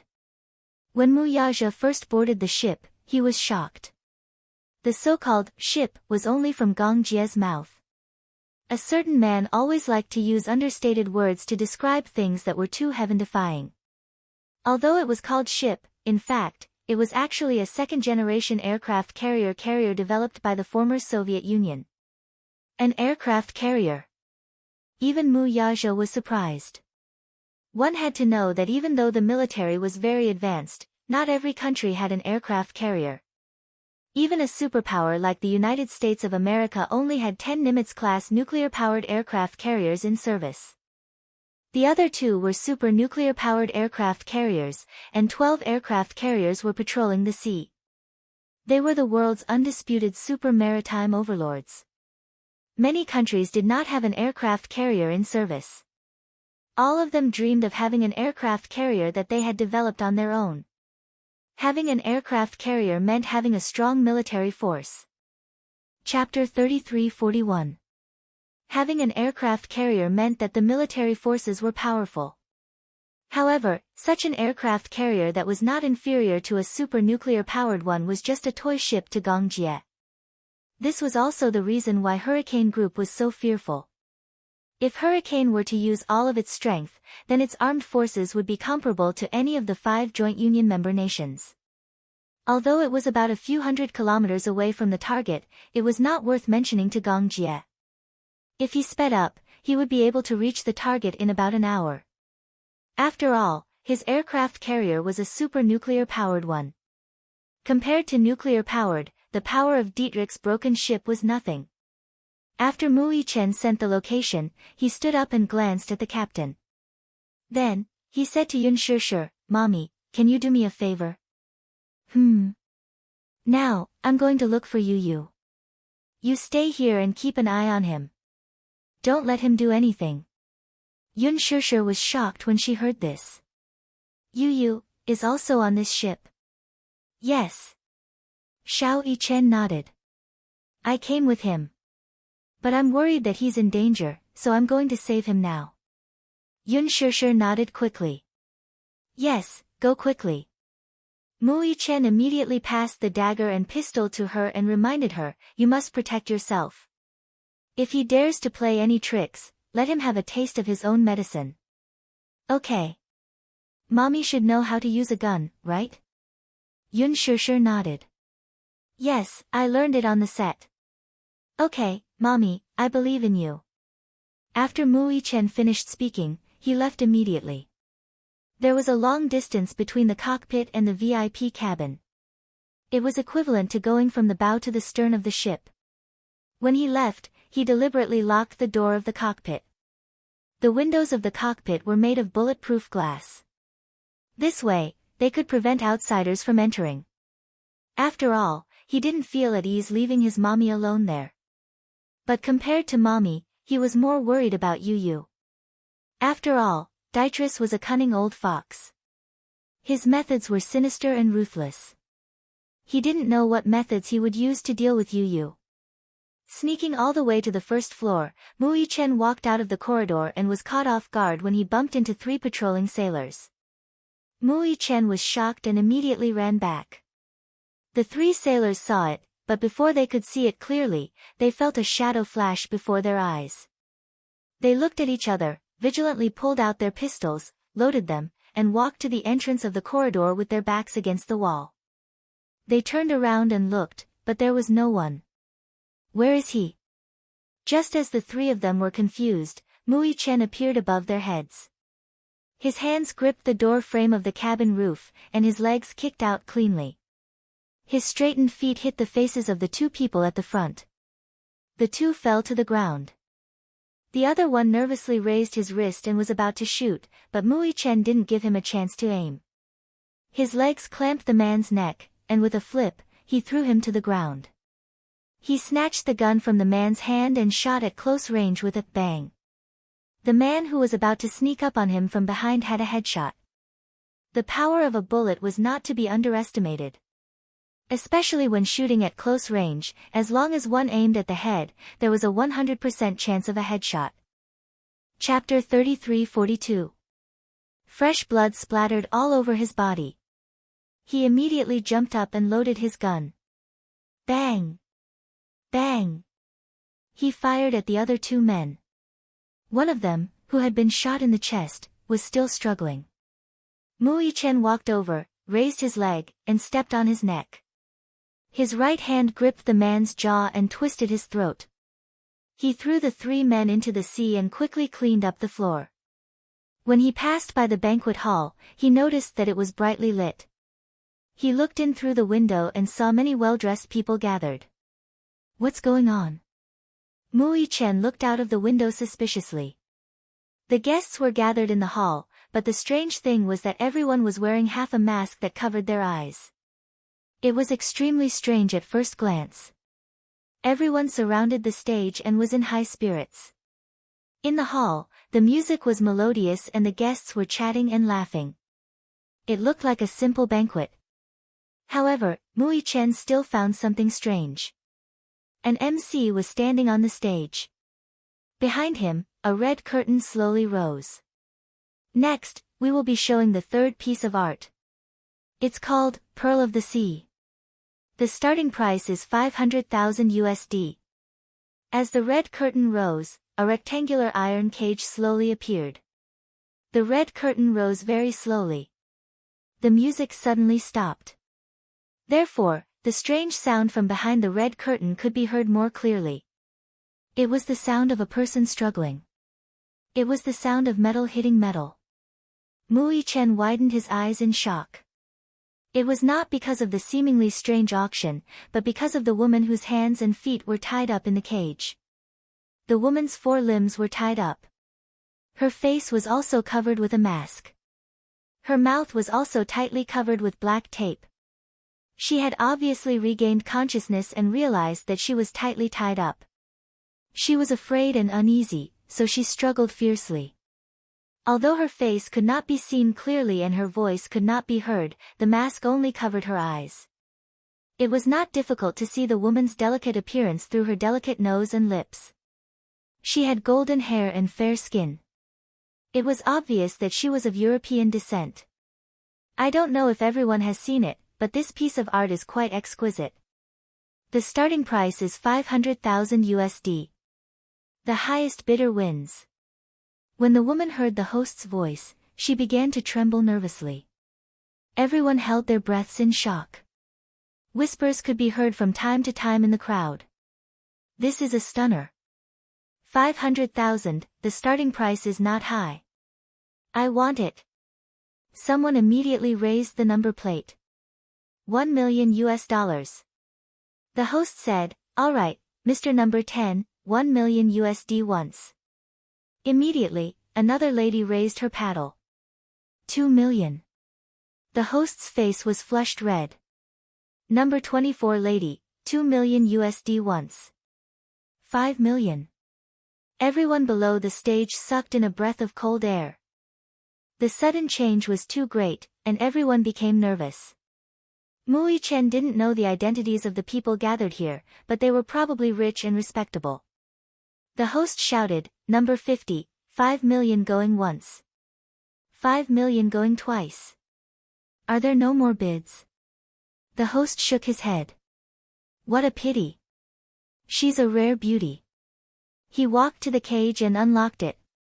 Then, he slowly took off the mask on the woman's face. Chapter 33-43. Her delicate eyebrows were exposed in front of everyone. The woman was even more panicked. Her eyes were wide open, and her long eyelashes were trembling. She was terrified. She shook her head desperately, as if she was begging. Tears kept falling from the corners of her eyes, making her look miserable and pitiful. $10 million. Someone immediately raised their number and continued to bid. The MC was not in a hurry to call out but pretended to be mysterious. "I wonder if everyone has heard Nightingale's singing voice." As he spoke, he removed the black tape that sealed the woman's mouth. As soon as it was undone, the woman begged, "Please, no, oh my God." Many people revealed intoxicated expressions. "Her voice is sweet, just like Nightingale's." "Ha! I like her sweet voice." $20 million. The auction was in full swing. Mui Chen felt incredulous. What was going on? Auctioning a living person? What a disregard for the law. Mui Chen looked at the woman who was exquisitely dressed and wearing a beautiful gown. He suddenly realized why he was also wearing a gorgeous gown when he saw his mother. Could it be, he finally realized, his mother was also an auction item? He had heard from Yu that Beatrice was the leader of the dark web. He had a huge network that specialized in international transactions. However, in this global international trade, what was being traded was not ordinary goods, but living people. He suddenly felt a lingering fear. He did not know what would have happened to his mother if he and Yu had arrived a little later. Would she have been auctioned off like this woman? In the end, the woman was bought by a man in his 50s at the high price of $50 million. In the end, the woman was wrapped up and sent to an unknown place. The MC returned to the stage and the red curtain fell. He raised his wine glass and drank it in one gulp. Then, he said, "Next up is tonight's finale item, Yun Shan Shi. Everyone, please wait and see." Yun Shan Shi, Xiao Chen's heart skipped a beat. Just by hearing the name, he knew that the finale item was his mother. The host whispered to a woman beside him. The woman nodded and quickly left through the secret door. When Mui Chen saw this, he immediately knew that this woman had probably gone to the dungeon. However, Yun Shishir was no longer there. He didn't know which way the woman left. The secret passages on the cruise ship extended in all directions. He couldn't grasp her whereabouts. No, he had to save Yu as soon as possible. Otherwise, the consequences would be unimaginable. "Who's there?" Not far away, a man's scolding voice could be heard. Mui Chen turned around and looked at the man. He smiled and said, "I'm just passing by." Passing by. Xiao Chen spoke in Chinese, so the men didn't understand what he was saying. However, it wasn't until Xiao Chen jumped down from the box by the window and exposed himself to the moonlight that the men saw that he was covered in blood and had a sinister smile on his face. "You." Before the men could react, Xiao Chen pulled out the dagger from his waist belt and a cold gleam flashed across. A few seconds later, the corpses fell to the ground. Before they could even close their eyes, they breathed their last. Chapter 33-44. In the cockpit, Yun Shishir was drenched in cold sweat. Her palm, which was tightly gripping the pistol, was covered in sticky cold sweat. She stared intently at the captain's every move, full of vigilance. The captain pretended to be calm as he steered the rudder. However, he kept looking at her from the corner of his eye. He reached out tentatively and pressed a few buttons.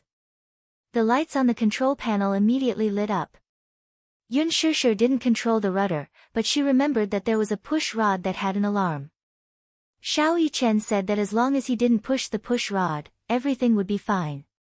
Hence, Yun Shusher was vigilant of his every move. However, what she didn't know was that there was more than one way to push the push rod. If he pressed another button, the push rod would automatically push down.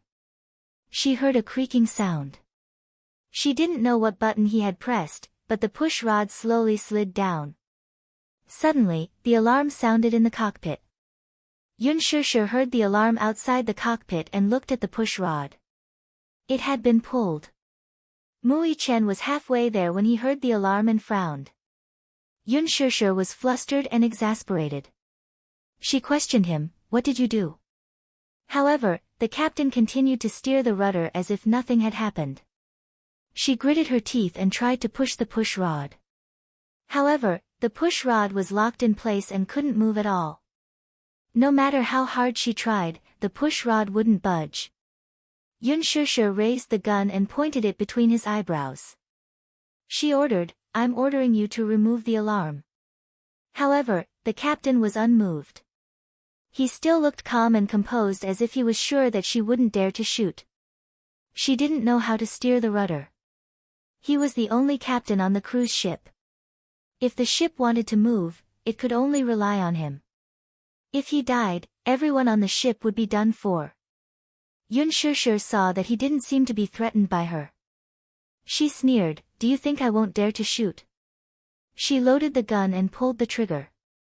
The captain glanced at her from the corner of his eye and waved his hand abruptly, causing her gun to fall to the ground. She was caught off guard and fell to the ground with a kick.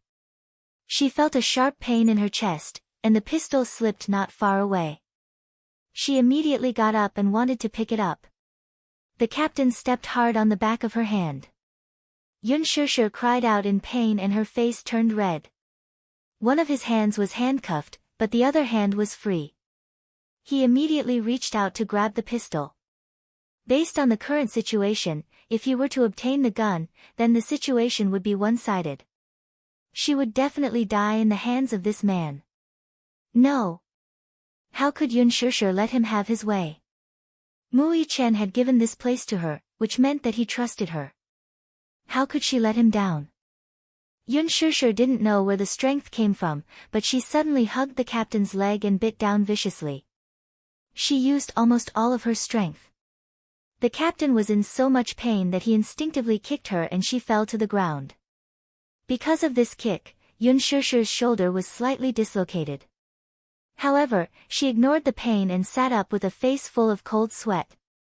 She pounced on the pistol and grabbed it in her hand. She got it. She was pleasantly surprised. She immediately rolled to the side and put the pistol away. She stood up and held the dagger in her hand. She raised her hand viciously and stabbed the captain's thigh. She used almost all of her strength. Ah! Chapter 33:45.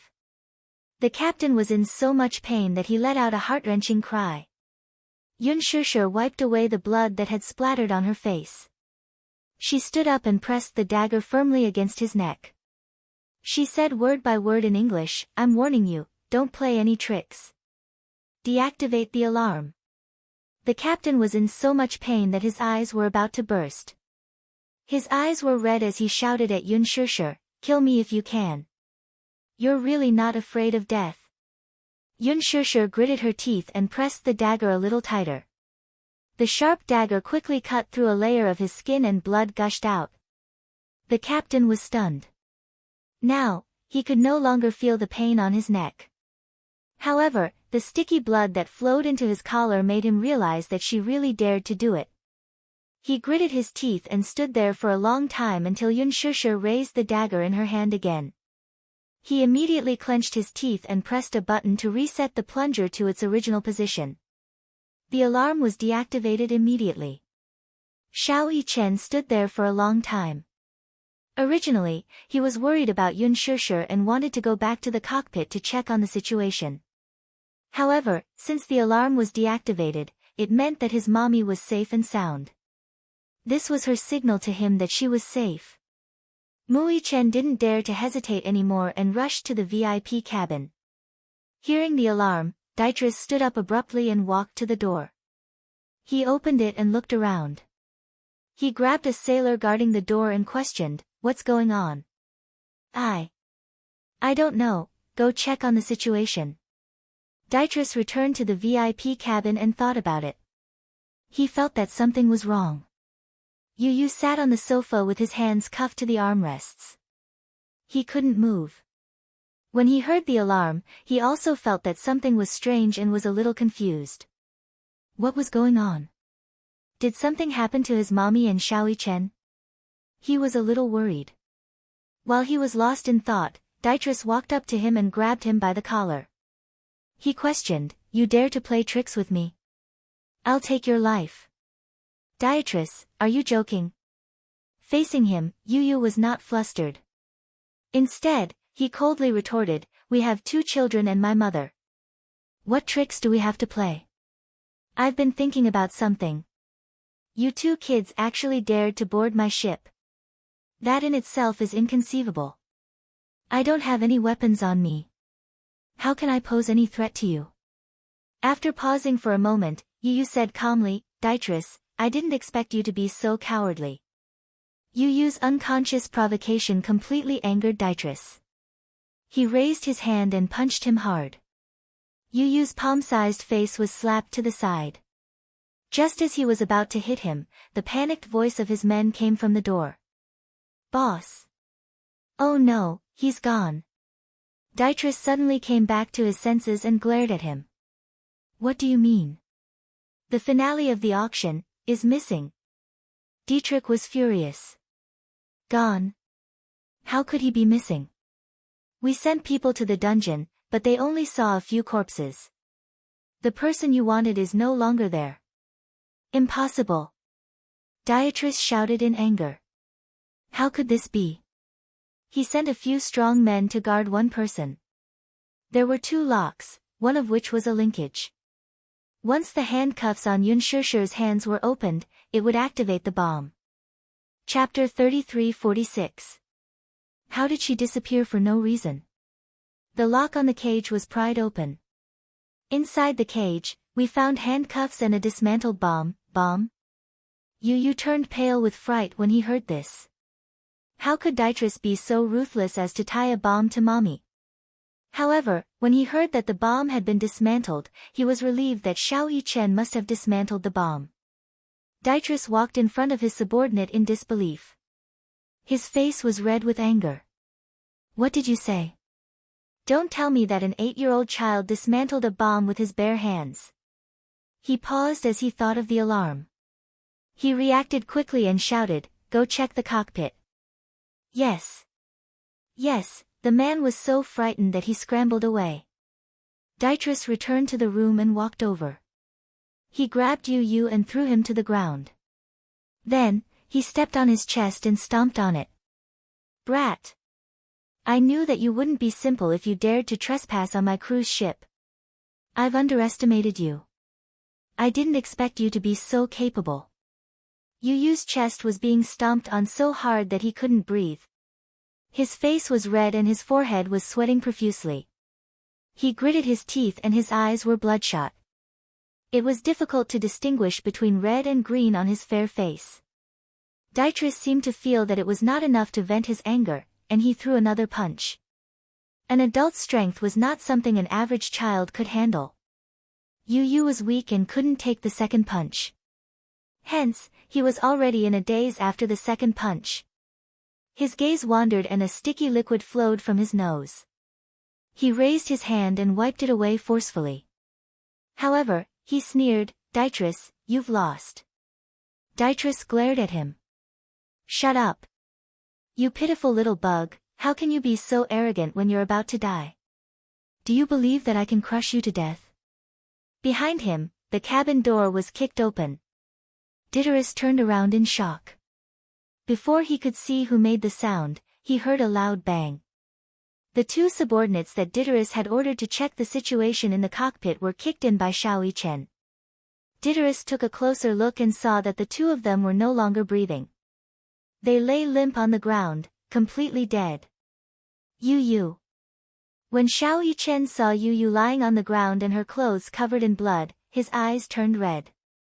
He pulled out his gun and was about to load it when Dietrich immediately dodged. Bang! Bang! 2 gunshots rang out. One shot, aimed at Dietrich's calf, went through the muscle. The other bullet was aimed at the handcuffs on Yu Yu's head. The bullet accurately broke the handcuffs and Yu Yu immediately regained her freedom. Their pistols had already run out of ammunition. Xiao Yichen threw the gun aside and rushed over. He carried Yu Yu and checked his injuries. How are you?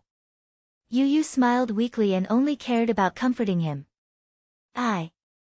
I'm fine, fine. How could he be fine? He lost so much blood. Xiao Yichen's hands trembled with heartache. He hugged Yu Yu's shoulders in frustration and said in a choked voice, I'm sorry, I'm late.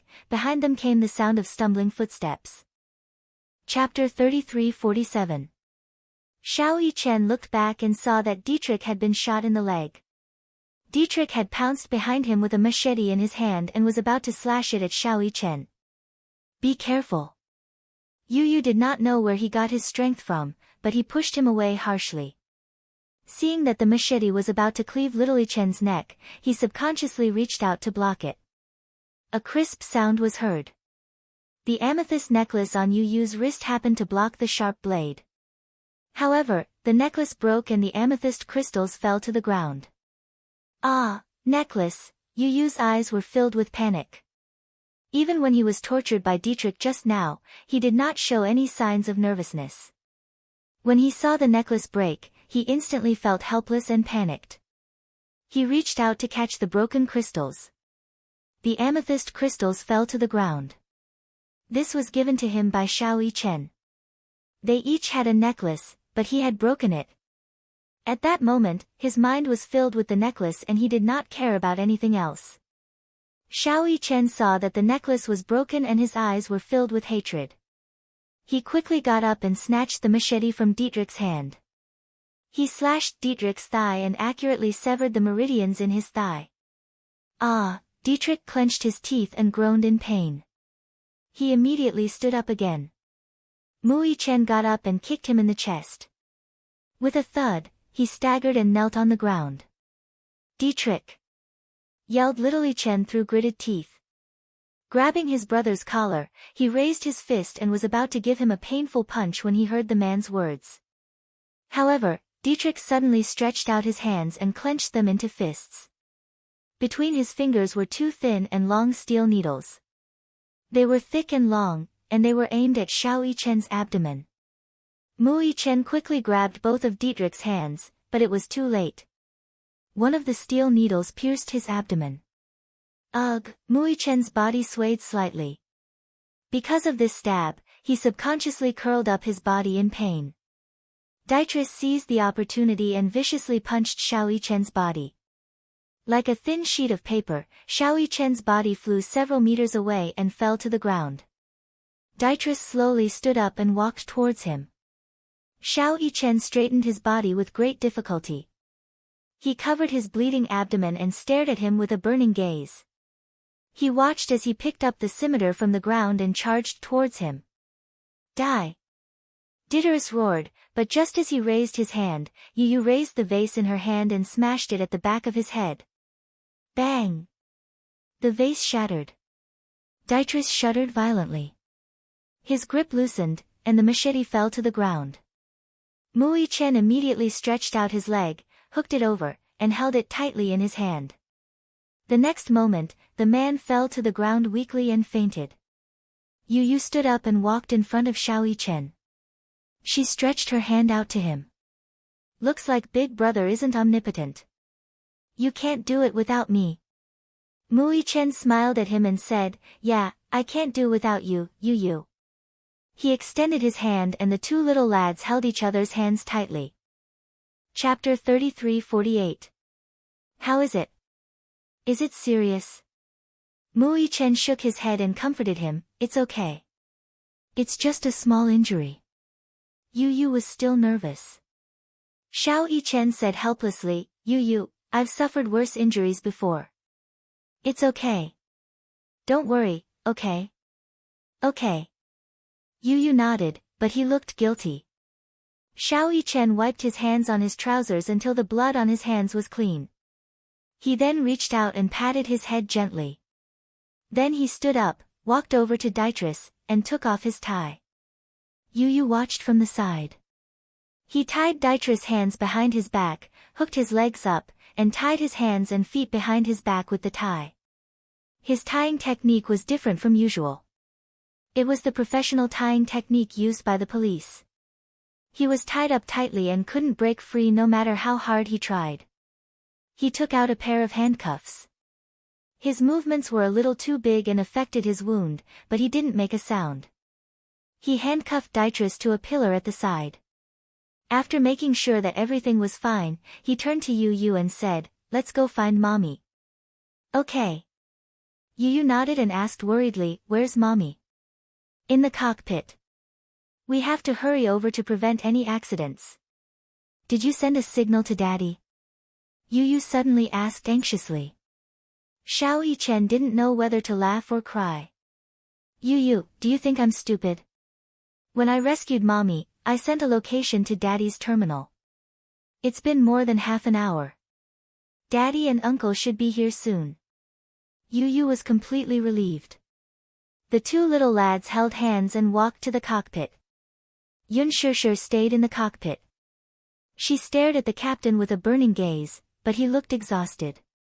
He forced himself to steer the ship, but blood kept flowing out of his wound. Yun Shishir couldn't help but worry if he had lost too much blood. "Are you all right?" Yun Shishir squinted her eyes and asked. While she was worried, she also suspected that he was playing some tricks again. Could it be that he was luring her to let her guard down and wanted to do something again? The captain's lips twitched violently. He suddenly staggered and fell onto the rudder. Yun Shishir was startled. She went forward vigilantly and pushed his shoulder. However, his body tilted and he fell into his seat. There was no movement. "He's dead." Yun Shishir was frightened. She immediately reached out to hold the rudder, but she didn't know how to balance it. She didn't know how to control such a large cruise ship, so she immediately reached out to slap his face. "Wake up." When she touched his face just now, it was ice cold. He seemed to have lost too much blood and fainted from shock. Once a person lost too much blood and did not stop the bleeding for a long time, they would go into shock due to excessive blood loss, leading to brain death. We're humans, so fragile. She sighed in her heart. Yun Shishir was in disbelief. She held onto the rudder and looked at the dashboard nervously. However, she saw many lights blinking. She gritted her teeth and tried hard to recognize the signs. However, she couldn't understand some of the signs at all. She didn't know what they were for, so she didn't dare to touch them. Looking ahead, she couldn't tell if there was any danger in the seemingly calm sea. She also couldn't understand the radar map on the screen. Chapter 33-49. Yun Shishir was flustered, but she could only stabilize the rudder. She did not dare to act rashly. Beside her, the captain fell to the ground and did not move anymore. Generally speaking, a captain was not enough to control a cruise ship. In the cockpit, the cruise ship was not operated by the captain. Most of the time, it was the sailors who steered the ship. Just now, there was a slight malfunction in the cockpit. The lookout had noticed something unusual ahead, so the captain, first mate, and third mate came over to inspect and command. Xiao Yichen knew a little about maritime affairs. When he saw the captain in the cockpit, he knew that something special must have happened. Hence, the captain personally came to steer the ship. Therefore, he was spared to stay alive and control the cruise ship. The captain was fearless because he knew how important he was. Therefore, he was certain that Yun Shishir would not dare to attack him. Yun Shishir did not want to attack him at first, but she knew that if she did not do anything, she might be the one to die. However, the current crisis was that without a sailor at the helm, there were often many uncertainties. Under normal circumstances, without anyone steering the ship, the cruise ship would drift on its own without any accidents. However, this was under normal circumstances. However, the cruise ship had a fixed route at sea. Only by following the fixed route could they avoid many dangers. The sea was huge, so huge that it was unimaginable. 70% of the world was made up of the sea, and people's control of the sea was still very limited. There were many dangers at sea that were hard to predict. If they deviated from the route, it was a small matter. If they could not avoid the storm, the ship could capsize at any time. Now, she was the only one in the cockpit. Yun Shishir was overcautious. Just now, she had seen how the captain steered the ship. The controls were complicated, and there were many things on the dashboard. She could not tell what was what. The layout of the cruise ship was different from that of a car. She could not understand it just by looking at it. At this moment, an alarm suddenly sounded from the screen. The red light kept flashing. Yun Shishir walked over and looked at the screen. However, she saw a bunch of random codes on the screen. She was confused. She thought it was English, but after looking at it for a long time, she couldn't understand what the series of numbers on the screen meant. On the screen, there was only a vague route. After the red light flashed for a long time, Yun Shishir didn't dare to touch it. Not long after, a red-framed exclamation mark jumped up in the upper right corner. What happened? Yun Shishir was so anxious that she broke out in cold sweat. The alarm in the cockpit attracted the attention of the second mate who was in another cabin. He saw that the door was locked and became suspicious. He approached the door and looked inside. He was shocked. Inside the cockpit, several corpses were strewn all over the floor. Blood was everywhere. Yun Shishir heard the commotion at the door and turned to look at it. She saw a sailor-like man blocking the door. Startled, she took a step back and subconsciously tightened her grip on the pistol in her hand. Her eyes remained vigilant as she stared at the door from start to finish. Open the door. The man outside the door shouted for the door to be opened. Yun Shishir was not stupid enough to open the door for her. There's an anomaly ahead that has triggered the alarm. Let me in. Chapter 3350. She raised her gun and aimed it at him.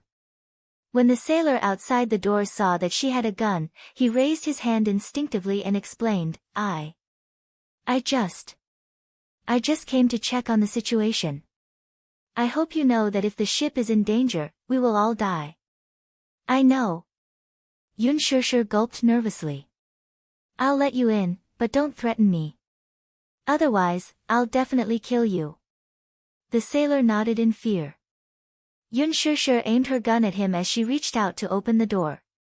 However, she realized that the door was locked from the outside.